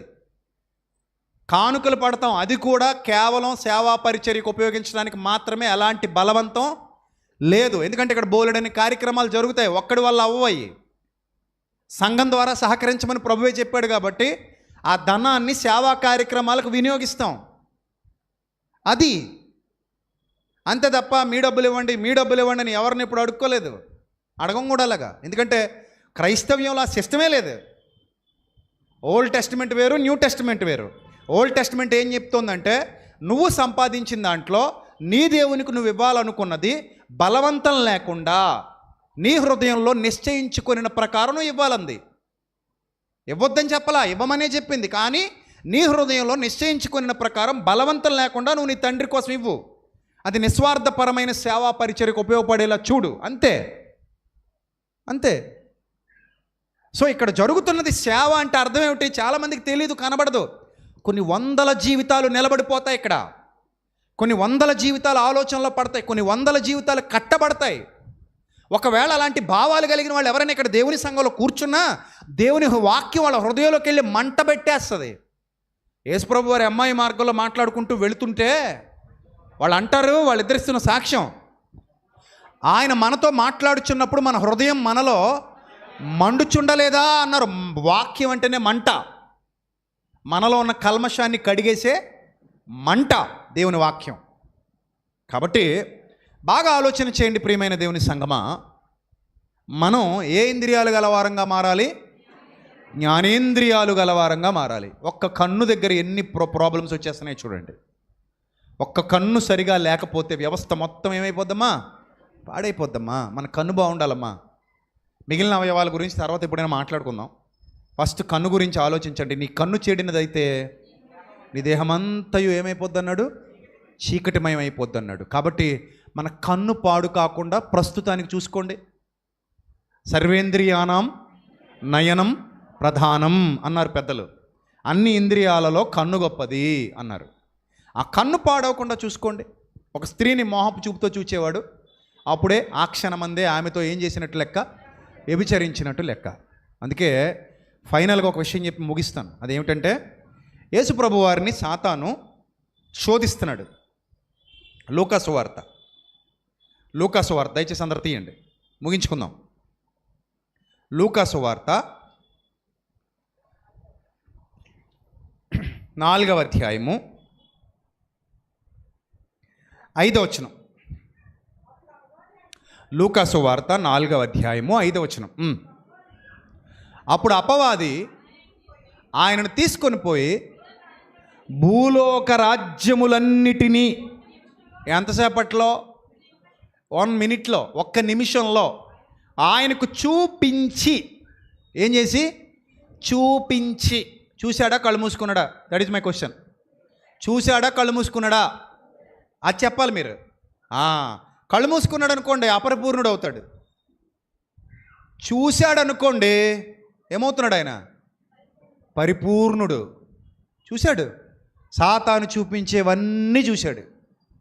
సాతాను చూపించేవన్నీ చూస్తూ సాతాను ఏమనుకుంటున్నాడంటే, ఈ అధికారమంతయు ఈ రాజ్యముల మహిమయు నీకిత్తును, అది నాకు అప్పగింపబడి ఉన్నది, అది ఎవనికి నేను ఇయ్యగోరుదునో వానికిత్తును, కాబట్టి నీవు నాకు మృక్కితివా, ఇదంతయు నీ దగునని ఆయనతో చెప్పినందుకు యేసు నీ దేవుడైన ప్రభుకు మొక్కి ఆయనను మాత్రము సేవింపవలనని వ్రాయబడి ఉన్నదని వానికి ప్రత్యుత్తరం ఇచ్చెను. అంటే చూసి ఫ్లాట్ అయిపోయి పడిపోయాడా అమ్మా? చూపిస్తే చూశాడు, చూసి ఇగ్నోర్ చేశాడు. చూసి ఏం చేశాడు? తృణీకరించాడు. అంటే ఎక్కడ జరిగింది ఇదంతా? కంటి దగ్గరే ఆపగలిగాడు. ఎక్కడ ఆపాడు? కంటి దగ్గరే ఆపగలిగాడు. అది ఆయనకున్న కెపాసిటీ. మరి మనం ఎప్పుడు సాధిస్తాం దాన్ని? చూస్తే పడిపోతారా? చాలామంది చూస్తే పడిపోతారమ్మా. అంత వీక్గా ఉన్నారా? అంత వీక్ మైండ్ మంది? చూస్తే పడిపోతామా? కొంతమంది అంటుంటారు, చూస్తే ఫ్లాట్ అయిపోతానండి. చూస్తే ఏమైపోతావట? ఫ్లాట్ అయిపోతావా? అంత వీక్గా ఉన్నావేటి? అక్కడ ఎలా ఉండాలి? స్ట్రాంగ్గా ఉండాలి. ఇంకా చూస్తే ఫ్లాట్ అయిపోతే అలా ఫ్లాట్ అయిన వాళ్ళకే బెంగళూరులో మొన్న కాలేజీలో హెచ్ఐవి టెస్టులు చేస్తే 7,500 మంది మహానుభావులు బయలుదేరారంట. ఎంతమంది? 7,500 కేసులు వచ్చినాయి, హెచ్ఐవి కేసులు. అర్రెర్రే, ఇంతమంది యవనస్తులు, 7,500 మంది యవనస్తులకి హెచ్ఐవి ఉంటే రేపొద్దున ఈ దౌర్భాగ్యులు ఆ విషయాన్ని దాచిపెట్టి పెళ్ళిళ్ళు చేసేసుకుంటే, ఆ పెళ్ళిళ్ళు చేసుకుని ఆ భార్యలకో భర్తలకో వాటిని అంటించేస్తే ఎన్ని వేల మంది, లక్షల మంది వ్యాధి బారిన పడతారు, ఎన్ని జీవితాలు ఛిద్రమైపోతాయి, ఎంతమంది అమాయకులు బలైపోతారు. అసలు దీనికి కారణం ఏంటంటే ఇంద్రియాలు ఉన్నాయి, ఏమి లేవు, జ్ఞానేంద్రియాలు లేవు. అది బాధ. ఇంద్రియాలు ఉన్నాయి, జ్ఞానేంద్రియాలు లేవు. ఒక శరీరాన్ని ఎలా వాడాలి జ్ఞానంతో. ఈ శరీరం మనకు దేవుడిచ్చిన బహుమానం, ఇది దేవాలయం, దేవుని ఆలయం. ఈ శరీరాన్ని మనం ఏం చేయకూడదు, పాడు చేయకూడదు, దీన్ని చక్కగా ఉపయోగించుకోవాలనే జ్ఞానేంద్రియాలు మన శరీరంలో ఉంటే మీ జీవితం ఎంత బాగుంటుంది, ఎంత ఆశీర్వాదకరంగా ఉంటుంది, ఎంత దీవెనకరంగా ఉంటుంది, ఎంతమందికి మేలు చేసే విధంగా మీరు మారతారు, ఎంత అద్భుతమైన పాత్రగా దేవుని చేతిలో మీరు వాడబడతారు. ఒకసారి ఆలోచించండి, ఒకసారి ఆలోచించండి. నిజంగా జ్ఞానేంద్రియాలు ఉంటే ఎంతమంది పసిపిల్లలు హ్యాపీగా పెరుగుతారో కదా. 4 ఏళ్ల పసిబిడ్డకి లోకం తెలుసా? ఏమీ తెలియదు. నిజంగా లిటరల్లీ అది చూస్తున్నప్పుడు నాకు నిజంగా కళ్ళు చెమర్చాయి. చదువుతున్నప్పుడు చూస్తున్నప్పుడు చాలా ఏడుపు వచ్చింది. అయ్యా తండ్రి, ఏంటి ప్రభువా ఈ పరిస్థితి, ఇంత ఘోరమా, ఇంత దారుణమా, మాకిచ్చిన స్వేచ్ఛని ఇలా దుర్వినియోగం చేస్తున్నాం మేము. మనుషులుగా సిగ్గుపడిపోతున్నాం. అరే, అప్పుడప్పుడు క్రూర మృగాలకు కూడా జాలి ఉండి వదిలేసిపోతున్నాయి. మొన్న ఏదో ఒక వీడియో చూశాను, క్రూర మృగం ఒక చిన్న కుందేలు పిల్ల ఉంది, దాన్ని వదిలేసిపోయింది. అది అరే, క్రూర మృగానుకున్న జాలి కూడా ఎవరికి లేదు, మనుషులకి లేదాయే. ఎప్పుడు మారుతారు, ఎలా మారుతారు, ఎలా మార్చాలి వీళ్ళని? మారు మనస్సు అంటే చిన్న విషయం కాదు, అది చాలా కష్టం. అదొక ప్రసవ వేదన లాంటిది. నేను మారు మనసు పొందేశా అంటే చొక్క మార్చేయడం ఏంటి? మారు మనసు అంటే బట్టలు మార్చినంత ఈజీయా మారు మనసు పొందడం అంటే? నో, అదొక ప్రసవ వేదన. మారు మనస్సు అంటే అర్థం ఏమిటి? అదొక ప్రసవ వేదన, మరో కొత్త జన్మ పొందడం, మరో కొత్త జీవితంలోకి అడుగు పెట్టడం, అది మారు మనస్సు అంటే. కానీ మనుషులు ఎంత క్రూరంగా, ఎంత పైశాచికంగా, ఎంత నీచంగా తయారైపోతున్నారు.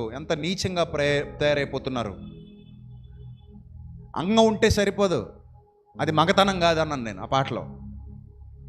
నేను అందులో ఏం రాశాను తెలిసే? మర్మాంగం ఉంటే మగతనం కాదురా, చెరిచేవాళ్ళు మగాళ్ళు కాదురా, ఆడతనంలో అమ్మను చూస్తే అదే మగతనం, చాటి చెప్పరా. ఆడతనంలో యేసుక్రీస్తుల అమ్మను చూడరా, ఆడతనంలో యేసుక్రీస్తుల అమ్మను చూడరా. వేశ్యను సైతం అమ్మని పిలిచిన అద్వితీయుడురా. ఇలా తలంలో అలాంటి మగాడు ఎవడున్నాడురా. మగాడంటే అలా ఉండాలని చాటి చెప్పరా. ఒక వేశ్యను సైతం ఏమని పిలిచాడు? అమ్మా అని పిలిచాడు. అది కదా మగతనం అంటే. నిజమైన మగాడు అలాగుంటాడు, మర్మాంగం ఉన్నంత మాత్రాన ఆడు మగాడు కాదు. అలాంటి వాళ్ళందరూ మగతనం అనకూడదు, తప్పది. నిజమైన మగతనం ఒక ఆడతనంలో అమ్మను చూడగలగాలి, చెల్లిని చూడగలగాలి. అలాంటి బలహీనురాలు కనబడినప్పుడు అయ్యో పాపం అనుకునే భావన ఉండాలి. అలాంటి నేత్రాలు, జ్ఞానంతో నింపబడిన నేత్రాలు కావాలి, ఇంద్రియాలు కావాలి. ఆ సాధన మన బ్రతుకులో జరగాలి. కనబడిన ప్రతి వాళ్ళ మీద కుక్కలు కూడా పోవు కదా. అలాగా కుక్కలకు కూడా నీతి ఉంది, కుక్కలకు కూడా ఉంది ఒక నీతి. కానీ ఈరోజు మన సమాజంలో బ్రతుకుతున్న ఈ మనుషులనే కుక్కలకు ఆ నీతి లేదు. రోజుకి ఎన్ని అత్యాచారాలు, ఎన్ని ఘోరాలు, ఎన్ని నేరాలు. రోడ్ల మీద మొన్న ఎవరో ఒక పోలీస్ ఆఫీసర్ హైదరాబాద్లో ఒక సాదాసీదా మహిళలాగా వెళ్ళి రోడ్డు మీద నిలబడింది. ఎన్ని కుక్కలు వచ్చేసాయో బైక్లు వేసుకుని ఆమె చుట్టూ, పోలీసు అని తెలియక 75 మందినో 65 మందినో అరెస్ట్ చేసి లోపలేసారు పోలీసులు ఆ రోజు రాత్రి. అంటే 12 గంటలకి ఒక ఆడ మనిషి రోడ్డు మీద కనబడిందంటే కుక్కలన్నీ పోగైపోతున్నాయి. అంత కామంతో కళ్ళు మూసిపోయారా మనుషులు? వీళ్ళ దగ్గర అమ్మ లేదా, అక్క లేదా, చెల్లి లేదా, తల్లి లేదా, ఎవరు లేరా వీళ్ళకి? ఎవరు నేర్పిస్తారు ఇవన్నీ? ఇది మతమా? ఇది మతమా? ఇది ఇలా కూర్చోబెట్టి ఇంత మంచి విషయాలు బోధిస్తుంటే, ఇలాంటి మార్గాలు, నీతి మార్గాలు నడవమని యేసుక్రీస్తు మాటలు నేర్పిస్తుంటే కామెంట్లలో మతోన్మాదులు అందరూ వచ్చి మత పిచ్చి పట్టినోళ్ళు, గొర్రెలు, గుడ్లు అని వాగుతున్నారు, పనికి మాలిన సన్నాసులు. పోనీ వీళ్ళు ఏమైనా నేర్పిస్తారా? ఇలా కూర్చోబెట్టి అంత దమ్ముంది ఎవరికైనా అంటే వాళ్ళు నేర్పించగలిగే దమ్ము లేదు ఎవరికి, అలా నేర్పించగలిగే జ్ఞానం లేదు ఎవరికి. ఇలాంటి ప్రసంగాలు ఏమైనా చేస్తున్నారా మీరు కూర్చోబెట్టి? భక్తి పేరుతో ఎవడు చేయడు? భక్తి పేరుతో గొడ్లిప్పి తీసి ఎగురుతారు దరిద్రులు. ఎన్ని చోట్ల జరగట్లేదండి పనికిమాలిన కార్యక్రమాలు. దేవుడి పేరిట చేస్తున్నారండి పనికిమాలిన కార్యక్రమాలు.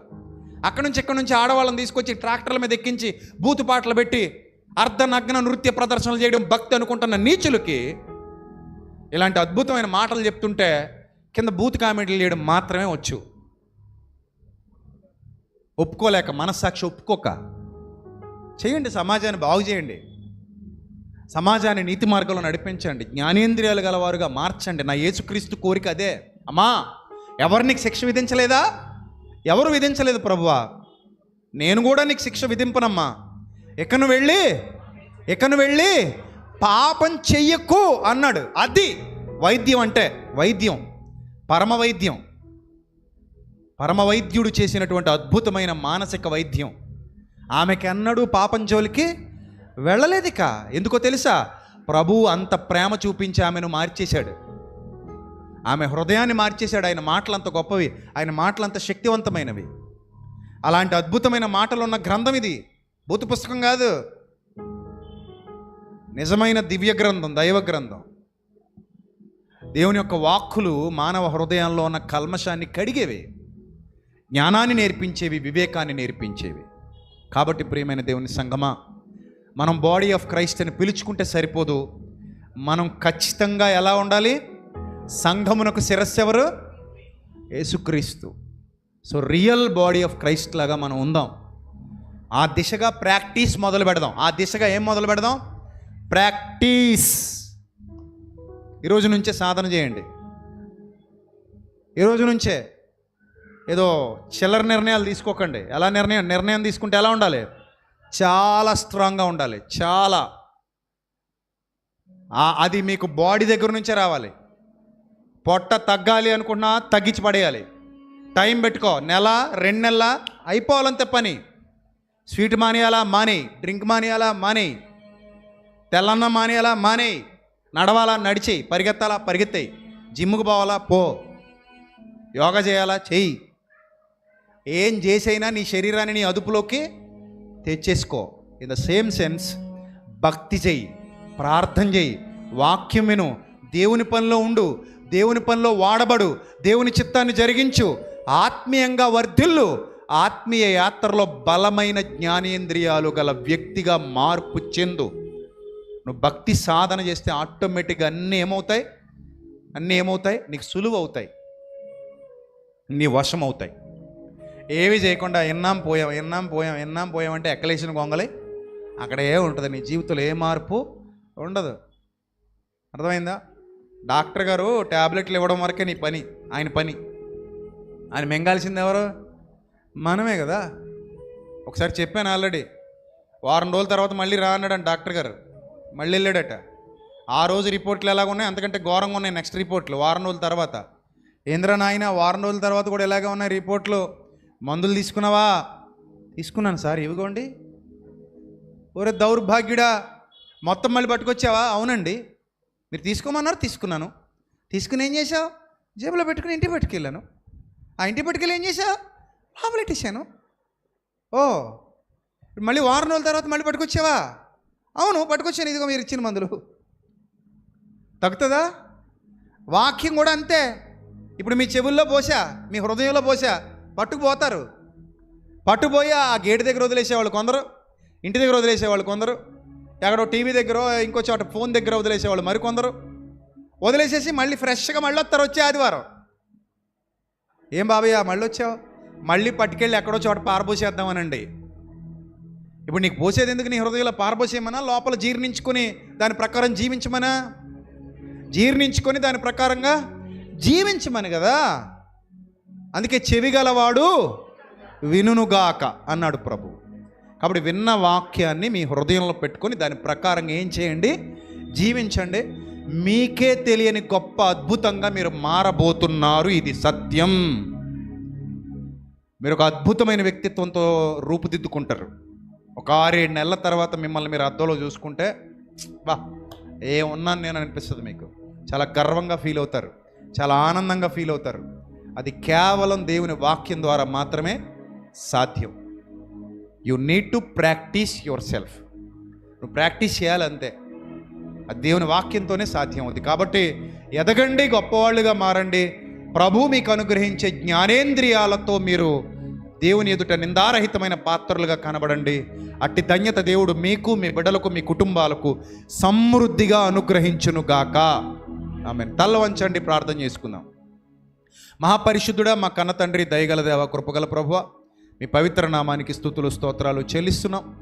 తండ్రి, మీ పిల్లలను బలపరచండి, మీ కృపలో భద్రపరచండి, మీ సత్యంతో సంధించండి. వారి యొక్క ఆ అవయవాలు జ్ఞానేంద్రియాలుగా మారడానికి, మీ జ్ఞానముతో, మీ సత్యముతో వారి శరీరము, హృదయము నింపబడ్డానికి మీ కృప కాపుదల పిల్లలందరికీ తోడుగా ఉంచమని, అగ్ని వంటి మీ సత్యవాక్యం వారి హృదయాలలోనికి వెళ్ళి వారిని మండించి బలపరిచి స్థిరపరచున్నట్లు మీ కృప కనికరం మీ బిడ్డలందరికీ తోడుగా ఉంచమని ప్రభా, మా సంఘమును ఇంకా బలపరిచి మా సంఘము ద్వారా గొప్ప కార్యాలు జరిగించుకోమని, అలాగే ఈ సంఘములో జరుగుతున్న సేవకు ఎంతమంది పిల్లలైతే స్వచ్ఛందంగా సహకారులుగా ఉన్నారో వారిని, వారి కుటుంబాలను దీవించి రెట్టింపు దీవెన ఆశీర్వాదాలు వారికి అనుగ్రహించమని, మీ పరిచర్య ఇంకా బలముగా జరిగించుకున్నట్టుకు మీ సహాయమును దయచేయమని, ఘనత మహిమ ప్రభావములు మీకు మాత్రమే చెల్లిస్తూ యేసుక్రీస్తు నామల్ని ప్రార్థన మనవులు సమర్పించి మీ అతనుడు తిరిగి పరలోకపు జవాబు పొందుకుంటున్నాం మా కన్న తండ్రి.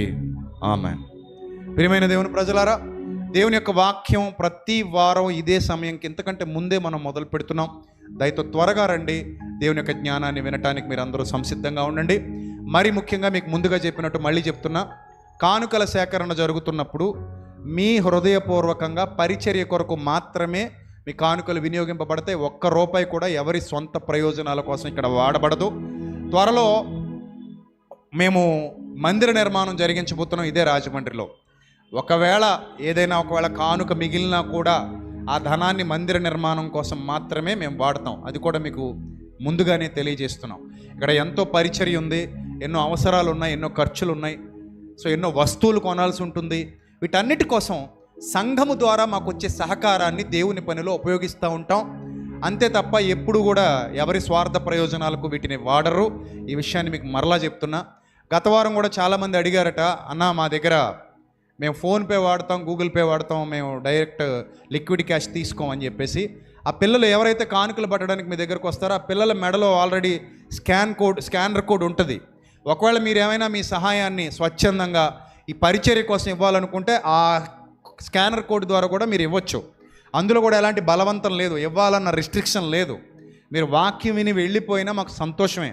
ఒకవేళ మీకు నిజంగానే ఈ పరిచర్య గొప్పది అని అనిపిస్తే, ఇక్కడ నిస్వార్థంగా దేవుని సేవ చేస్తున్నారనే భావన మీకు కలిగితే, దేవుడు ఆ ప్రేరేపణ మీకు ఇస్తే దేవుని పనిలో వాడబడండి. లేకపోతే ఏం ఇబ్బంది లేదు. మేము ఆయన మీద ఆధారపడ్డాం తప్ప మనుషుల మీద కాదు. కాబట్టి ఈ విషయాన్ని అందరూ గుర్తించాలని మనస్ఫూర్తిగా కోరుతున్నాను. God bless you all, love you all. ప్రభు మిమ్మల్ని అందరినీ దీవించి ఆశీర్వదించి బలపరిచి స్థిరపరచునుగాక. ఆమెన్. Thank you. అలాగే ఈ నెలలో హైదరాబాదులో ఒక ప్రత్యేకమైన సువార్త కూటం జరగబోతోంది. ఆ డేట్స్ వివరాలు మన గ్రూప్స్లో వస్తాయి, లేదా మన సోషల్ మీడియా ప్లాట్ఫామ్స్లో వస్తాయి. దయచేసి వాటిని గుర్తుపెట్టుకోండి. మీ బంధువులకు, స్నేహితులకు, పరిచయస్తులకు వాటిని షేర్ చేయండి. దేవుని యొక్క కృప మీ అందరికీ తోడేనుగాక. Thank you. Love you all. God bless you all. Thank you. మంచిది. ఇంతవరకు విలువైన దేవుని లేఖన భాగాన్ని మాకు అందించిన సహోదరులు అన్నయ్య గారికి ప్రభుపేట వందనాలు తెలియజేసుకుంటూ, ఈ సమయంలో దేవుని సేవార్థమై కానుక సేకరణ జరుగుతుండగా తమ్ముడు స్వామిలో వచ్చి ఒక ప్రత్యేకమైన పాట పాడవలసిందిగా సమయాన్ని అప్పగిస్తున్నాం.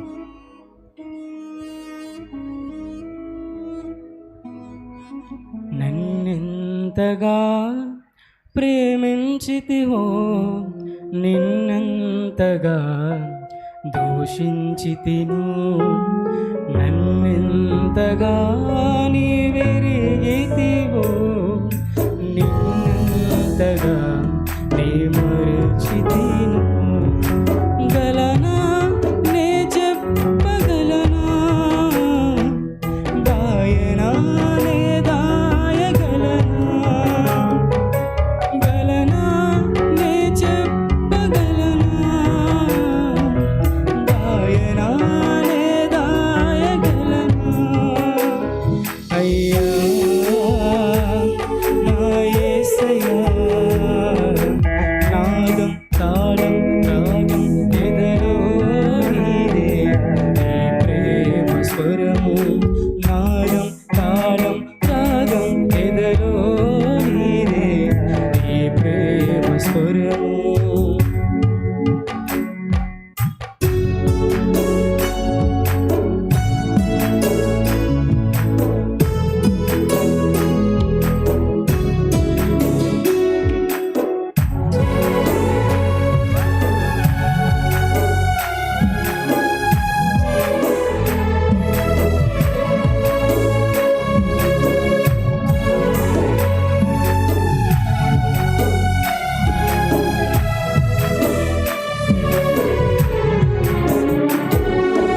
ఏ రీతిగా నా ఉదయము నీ ఆత్మతో దీవించితివో ఏ రీతిగా నా భారమును నీ కరుణతో మూసితివో ఏ రీతిగా నా ఉదయము నీ ఆత్మతో దీవించితివో ఏ రీతిగా నా భారము నీ కరుణతో మోసితివో ఏ రీతిగా నా పలుకులు నీ నామమును నిలిపితివో ఏ రీతిగా నా కన్నీటిని నీ ప్రేమతో తుడిచితివో ఏ రీతిగా నా పలుకులు నీ నామమును నిలిపితివో ఏ రీతిగా నా కన్నీటిని నీ ప్రేమతో తుడిచితివో గలనా నే చెప్పగలనా దాయనా నే దాయగలనా గలనా నే చెప్పగలనా దాయనా నే దాయగలనా అయ్యా నా యేసయ్యా నాదం తాళం రాగం ఎదలో నీదే నీ ప్రేమ స్వరము నాదం తాళం రాగం ఎదలో నీదే నీ ప్రేమ స్వరము నన్నెంతగా ప్రేమించితివో నిన్నంతగా దూషించితివో నన్నెంతగా నీవెరిగితివో నిన్నంతగా నీ మరచితివో చక్కని పాట పాడించు తమ్ముడు కొందనాలు. ఈ సమయంలో ప్రభుబల కార్యక్రమం వెళ్దాం ప్రియులారా.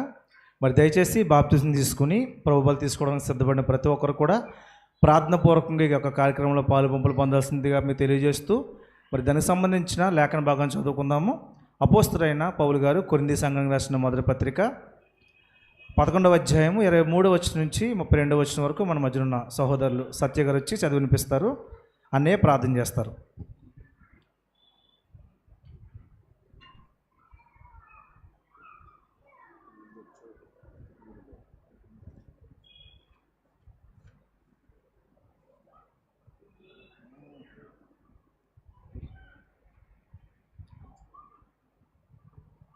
అపోస్తులైన పౌలు కొరింథీయులకు రాసిన మొదటి పత్రిక 11వ అధ్యాయం 23 నుండి 31 వచనములు మనం చదువుకుందాం. దయచేసి ప్రతి ఒక్కరూ బైబిల్ ఉన్నవారు తీసి చూడండి, నేను మీకు అప్పగించిన దానిని ప్రభు వలన పొందితిని. ప్రభువైన యేసు తాను అప్పగింపబడిన రాత్రి ఒక రొట్టెను ఎత్తుకొని కృతజ్ఞతాస్తుతులు చెల్లించి దానిని విరిచి, ఇది మీ కొరకైన నా శరీరము, నన్ను జ్ఞాపకం చేసుకున్నట్టుకై దీనిని చేయడని చెప్పెను. ఆ ప్రకారమే భోజనమైన పిమ్మట ఆయన పాత్రను ఎత్తుకొని, ఈ పాత్ర నా రక్తం వలనైన క్రొత్త నిబంధన, మీరు దీనిలోనిది త్రాగునప్పుడల్లా నన్ను జ్ఞాపకం చేసుకున్నట్టుకై దీనిని చేయడని చెప్పాను. మీరు ఈ రొట్టెను తిని ఈ పాత్రలోనిది త్రాగునప్పుడల్లా ప్రభు వచ్చే వరకు ఆయన మరణమును ప్రచురించుదురు. కాబట్టి ఎవడు అయోగ్యంగా ప్రభు యొక్క రొట్టెను తినునో లేక ఆయన పాత్రలోనిది త్రాగునో వాడు ప్రభు యొక్క శరీరమును గూర్చియు రక్తమును గూర్చియు అపరాధి యగును. కాబట్టి ప్రతి మనుష్యుడు తన్ను తాను పరీక్షించుకొనవలెను. అలాగు చేసి ఆ రొట్టెను తిని ఆ పాత్రలోనిది త్రాగవలెను. ప్రభు శరీరం అని వివేచింపక తిని త్రాగువాడు తనకు శిక్షావిధి కలుగుటకే తిని త్రాగుచున్నాడు. ఇందువలననే మీలో అనేకులు బలహీనులను రోగులనై ఉన్నారు, చాలామంది నిద్రించుచున్నారు. అయితే మనలను మనమే విమర్శించుకునే ఎడల తీర్పు పొందకపోదుము. మంచిదండి. రొట్టె ద్రాక్షరస నిమిత్తము మన మధ్యలో అన్నయ్య గారు ప్రార్థన చేస్తారు. అందరూ కూడా ప్రార్థనలో ఏకీభవించాం. దయచేసి గమనించండి, ప్రభు యొక్క బల్లను మనం అందరం సమీపిస్తున్నాం. రొట్టె ద్రాక్షరసంలో అయోగ్యంగా పాలిభాగం తీసుకోకూడదు అని వ్రాయబడింది. ఇప్పటివరకు మీరు చదువుకున్నారు కదా లేఖన భాగాన్ని. కొరింథీయులకు రాసిన మొదటి పత్రికలో 11వ అధ్యాయంలో 23 నుండి లేఖన భాగం మనం చదువుకున్నాం. కాబట్టి ఎవడు అయోగ్యముగా ప్రభు యొక్క రొట్టెను తినునో లేక ఆయన పాత్రలోనిది త్రాగునో వాడు ప్రభు యొక్క శరీరమును గూర్చి రక్తమును గూర్చి ఏమవుతాడట? అపరాధి అవుతాడట. కాబట్టి ప్రతి మనుష్యుడు తనను తాను ఏం చేయాలి? పరీక్షించుకోవాలి, సెల్ఫ్ చెక్ చేసుకోవాలి. అందరూ కూడా మనల్ని మనమే పరీక్షించుకోవాలి. నెక్స్ట్ అలా చేసిన తర్వాతే ఆ రొట్టె తినాలి. అలా చేసిన తర్వాతే ఆ పాత్రలోది త్రాగాలి. ఏంటి యోగ్యత? అయోగ్యత వేరు, యోగ్యత వేరు. యోగ్యత అంటే అర్హత సంపాదించటం, అయోగ్యత అంటే అది తినే అర్హత సంపాదించలేకపోవడం. దయచేసి అందరూ గుర్తుపెట్టుకోండి, ఇది చాలా ఇంపార్టెంట్ థింగ్, బాగా గుర్తుపెట్టుకోండి. యోగ్యత అయోగ్యత అంటే తేడా ఏమిటి అంటే దాన్ని తినే అర్హత, దాన్ని త్రాగే అర్హత సంపాదించుకోవడాన్ని యోగ్యత అంటారు. ఆ అర్హత సంపాదించుకోకపోవడాన్ని అయోగ్యత అంటారు. ఏమిటి అర్హత అంటే ప్రభు యొక్క శరీరమును తినువాడు, ప్రభు యొక్క రక్తమును త్రాగువాడు ఆయన మరణాన్ని ఏం చేయాలి? ప్రచురించాలి. పైన చదువుకున్నాం కదా, మీరు ఆయన మరణమును ప్రచురించవలెను అనగా సువార్త వ్యాప్తిలో మన జీవితాలు వాడబడాలి. సువార్త కొరకు సహకారులుగా నిలబడగలగాలి. మనం చనిపోయినా సత్యం బయలు వెళ్ళాలి. మనం ఆగిపోయినా సత్యం ఆగిపోకూడదు. మనం ఈ లోకం నుంచి వెళ్ళిపోయినా సత్యం ఈ లోకంలో నుంచి వెళ్ళిపోకూడదు. అందుకే పౌలు భక్తుడు ఒక మాట ఉంటాడు, నన్ను బంధించారు కానీ సువార్తను బంధించలేకపోయారు అంటాడు. అంత గొప్ప సంగతి. సో దేవుని యొక్క వాక్యం ప్రబలాలి, పరిచర్య ఘనంగా జరగాలి. ఆ పరిచర్యకు సహకారులుగా మనం అందరం నిలబడాలి. సువార్త పనికి సహకారులుగా ఉన్న వారి పేర్లు జీవగ్రంథమందు వ్రాయబడి ఉన్నవి అని దేవుని వాక్యం సెలవిస్తుంది. అంటే ఆయన ఉద్దేశం ఏమిటంటే, నాయన ఏ ఒక్కడి మీద భారం వదిలేయకండి, అందరూ కలిసి సువార్త భారాన్ని మోయండి, అందరూ కలిసి సువార్త పని చేయండి, ప్రకటించేవారు పంపబడని ఎడల వారిట్లు ప్రకటించుదురు అని దేవుని వాక్యం సెలవిస్తోంది. కనుక ప్రారంభ సంఘ క్రైస్తవుల నుండి నేటి వరకు దేవుని వాక్యం ప్రవహిస్తూ వచ్చింది అంటే వారందరూ బలంగా సత్యం కొరకు నిలబడ్డారు. గనుక సంగమా, మనమందరం ప్రభు యొక్క శరీరంలో పాలిభాగం తీసుకుంటున్నాం, ప్రభు యొక్క రక్తంలో పాలిభాగం తీసుకుంటున్నాం. సో కాబట్టి అయోగ్యంగా మనం ఇందులో పాలిభాగం తీసుకోకూడదు. ఆ యోగ్యత చాలా సులభమైనది. దేవుని యొక్క సువార్త పరిచర్య మనం చేయాలి, లేదా చేసేవారికి సహకరించాలి. అది చాలా సులభమైన ప్రక్రియ. మన సామర్థ్యం కొలది మనం దేవుని యొక్క పనిలో నిరంతరం వాడబడాలి. ఆ విషయాన్ని దేవుడు ప్రతి వారం మనకి ఏం చేస్తున్నారు? గుర్తు చేస్తున్నారు. పరలోకం నుంచి ఆయన ఈ లోకానికి రాకపోయి ఉంటే ఇన్ని ఆత్మలు ఈరోజు రక్షింపబడేవా? ఎంతమంది రక్షణలోకి వచ్చేవారా? నశించిపోతున్న ఆత్మలను రక్షించడానికి ఆయన నిత్యజీవాన్ని వదులుకొని, పరలోకాన్ని వదులుకొని రిక్తుడుగా ఈ లోకానికి వచ్చారు. తన ప్రాణాన్ని ఈ లోకంలో ధారపోసి వెళ్ళారు. మనము కూడా మన సహోదరుల నిమిత్తం ఏం పెట్టబద్దులమైనాం? ప్రాణము పెట్టబద్దులమైన ఈ లోకంలో నుంచి మనం తీసుకుపోయేది పూచిక పుల్ల కూడా తీసుకెళ్ళిపోం. కానీ ప్రభు కొరకు మనం చేసిన పని, పరిచర్య, ఆయన కోసం మనం చేసిన ప్రతి కార్యం అది దేవుని దృష్టిలో శాశ్వతంగా నిలిచి ఉంటుంది, మనకు ఒక చక్కటి ఆశీర్వాదాన్ని అనుగ్రహిస్తుంది. కనుక దేవుని యొక్క పనిలో మీరు అందరూ వాడబడాలని మరొకసారి మీ అందరికీ నేను ప్రేమపూర్వకంగా విజ్ఞప్తి చేస్తున్నాను. తలలో వంచండి, చిన్న ప్రార్థన చేద్దాం. మహా ఘనుడవైన మా కన్న తండ్రి, మీ పిల్లలందరినీ దీవించినందుకు, ఆశీర్వదించినందుకు స్తోత్రం ప్రభువా. మీ పని చేయగలిగే సామర్థ్యం మాకు కలుగు చేసినందుకు స్తోత్రం తండ్రి. మీ సత్య సువార్త వ్యాప్తి కొరకు మేమందరం ప్రయాసపడుతున్నాం. మాతో పాటు సంఘములో ప్రభా కలిసి కష్టపడుతున్న బిడ్డలను జ్ఞాపకం చేసుకోండి. వారి సామర్థ్యం కొలది ఎవరైతే సహకారులుగా నిలబడుతున్నారో సువార్త పరిచర్యకు వారిని దీవించండి, వారి కుటుంబాలను దీవించండి. వారు చేస్తున్న సహాయాన్ని బట్టి, వారు పడుతున్న ప్రయాసను బట్టి రెట్టింపు దీవెన ఆశీర్వాదాల బిడ్డలకు అనుగ్రహించండి. మీరు మాకు అప్పగించిన బాధ్యతను నమ్మకంగా భుజాల మీద మోయగలిగే శక్తిని, బలాన్ని మాకు దయచేయండి. అలాగే సహకారుల గ్రూపులో ఉన్న బిడ్డలను దీవించండి, వారి కుటుంబాలను దీవించండి, ఆశీర్వదించండి. మీ కృప కనికరము ఎల్లప్పుడూ మా అందరికీ తోడుగా ఉంచమని, ఘనత మహిమ ప్రభావములు మీకు మాత్రమే చెల్లిస్తూ, మా కొరకు త్వరలో తిరిగి రానియున్న ప్రభు అయిన క్రీస్తు పేరిట ఈ ప్రార్థన మనవులు సమర్పించి మీ వద్ద నుండి తిరిగి పరలోకపు జవాబు పొందుకుంటున్నాం మా కన్న తండ్రి. ఆమెన్. అందరికీ వందనాలు. కార్యక్రమాన్ని పవిత్రంగా కొనసాగించండి. God bless you. జరుగుతుండగా ఒక శిలువ పాట పాడుకోవచ్చు ప్రియులారా. కలువరి గిరిలో సిలువధారి అయి వ్రేలాడితివా నా యేసయ్యా.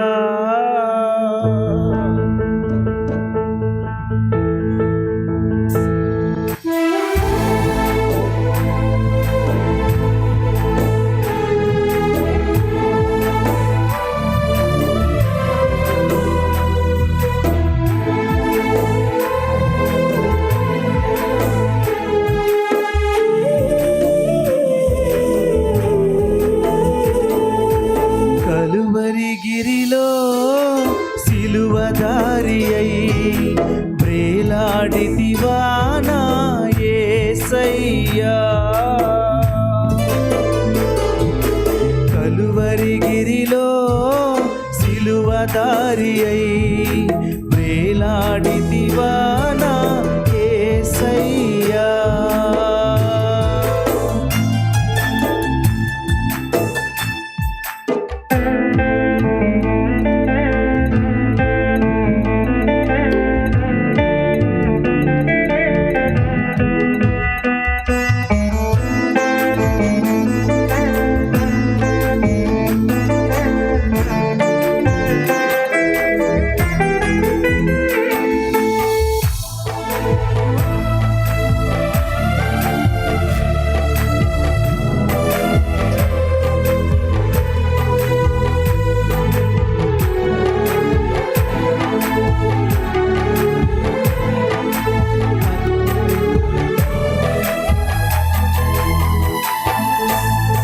న్యాయపు తీర్పు నుండి ఘోరమైన శిక్షను, ద్వేషాగ్ని జ్వాలలో దోషివై నిలిచావా.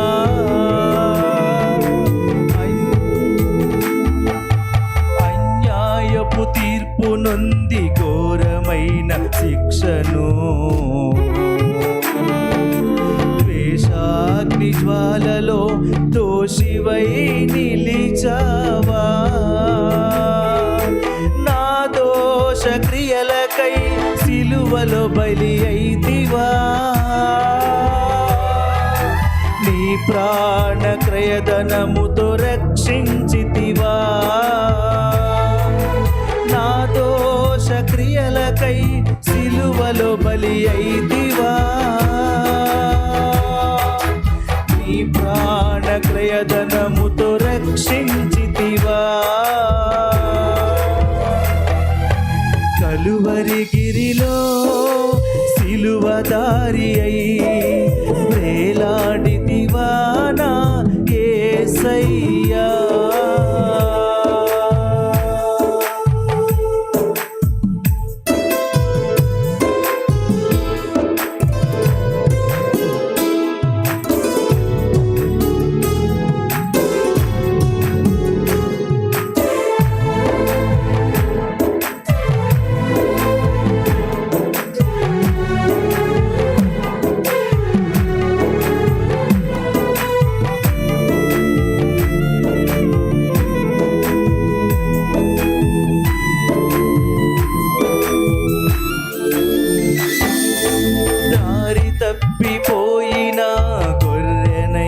తిరిగాను. ఏ దారి కానరాక సిలువ దరికి చేరాను. దారి తప్పిపోయిన కొర్రెనై తిరిగాను. ఏ దారి కానరాక సిలువ దరికి చేరాను. ఆఖరి రక్తపు బొట్టును దారబోసి నీ ప్రాణ త్యాగముతో విడిపించితివా. ఆఖరి రక్తపు బొట్టును దారబోసి నీ ప్రాణ త్యాగముతో విడిపించితివా. కలువరిగిరిలో సిలువదారి అయి వేలాడితివా నా యేసయ్యా. కలువరిగిరిలో సిలువదారి అయి వేలాడితివా నా యేసయ్యా. వేలాడితివా నా యేసయ్యా. వేలాడితివా నా యేసయ్యా. దేవుని నామమున మహిమ. మంచిదండి. చక్కని పాట పాడి వినిపించిన సహోదరులు శ్రీనివాస్ గారికి ప్రభు పేరిట వందనాలు తెలియజేస్తున్నాము. దయచేసి గమనించండి, మరి ప్రతి ఆదివారం సాయంత్రం 4:30 గంటలకే ఇక్కడ ఆరాధన కార్యక్రమం అనేది ప్రారంభమవుతుంది. దయచేసి ఎవరు డిలే చేయొద్దు. మరి త్వరగా పూర్తి చేసుకున్నట్లయితే దూర ప్రాంతం నుండి వచ్చేవారికి బస్సు మరి మిస్ అవ్వకుండా వారు టయానికి ఆరాధనలో పాలు పొంది వెళ్ళడానికి అవకాశం ఉంటుంది. దయచేసి ఎవరూ లేట్ చేయొద్దు. మరి ప్రేమపూర్వకంగా మరి మీ అందరికీ విజ్ఞప్తి చేస్తున్నాము. మరి ఆఖరిగా అందరూ లేచి నిలబడినట్లయితే దీవెన ఆశీర్వాదాలు అన్ని గారి ద్వారా తీసుకొని వెళ్దాం.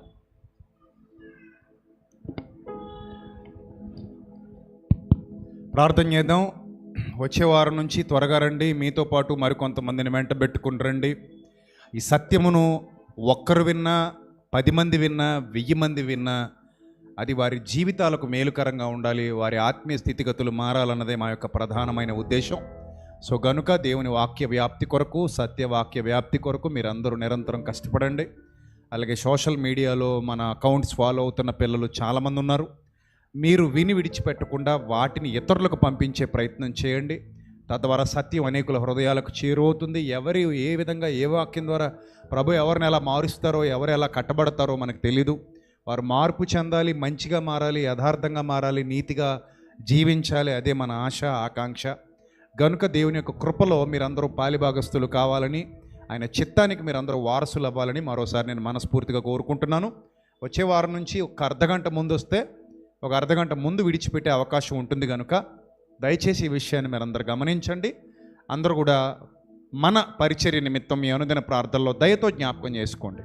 దుష్టుడు ఎప్పుడు కూడా ఎవరిని మింగుదనా అని గర్జించే సింహం వలె వెతకుచూ తిరుగులాడుచూ ఉంటాడు. ముఖ్యంగా వాడు బస్సులో ఉన్న ప్రయాణికుల కంటే కూడా బస్సు నడిపే డ్రైవర్ని ఎక్కువ టార్గెట్ చేస్తాడు. ఎందుకంటే డ్రైవరే బస్సులో ఉన్న వాళ్ళందరినీ ఏం చేస్తున్నాడు, తీసుకెళ్తున్నాడు కాబట్టి. సో కాబట్టి సంఘ కాపరుల కొరకు, ముఖ్యంగా నా కొరకు, నా పరిచర్య కొరకు, నా ఆరోగ్యం కొరకు, నా ప్రయాణాల కొరకు కూడా మీ అనుదిన ప్రార్థనలో జ్ఞాపకం చేసుకుంటూ ఉండండి.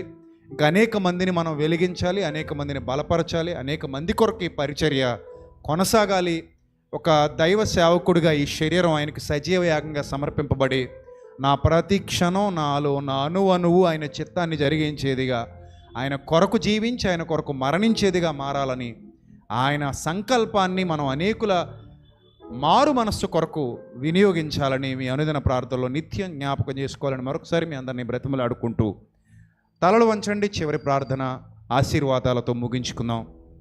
ప్రభు చిత్తమైతే మరలా వచ్చే వారం మనం అందరం కలుద్దాం. ప్రార్థన. మహాపరిశుద్ధుడా, మా కన్న తండ్రి, మా అక్క చెల్లెమ్మలను, అన్నదమ్ములను దీవించండి. వారి ప్రయాణమై వెళ్ళబోతూ ఉండగా వారితో కూడా మీరు వెళ్ళండి. మీ సహాయాన్ని వారికి దయచేయండి. వారి మార్గమంతట్లో మీరు తోడుగా ఉండండి తండ్రి. మీ దూతలను కావలిగా ఉంచండి. మహాగణుడా, మరల మేమంతా కలుసుకునే పర్యంతం మీ కాపుదల మాకు దయచేయండి.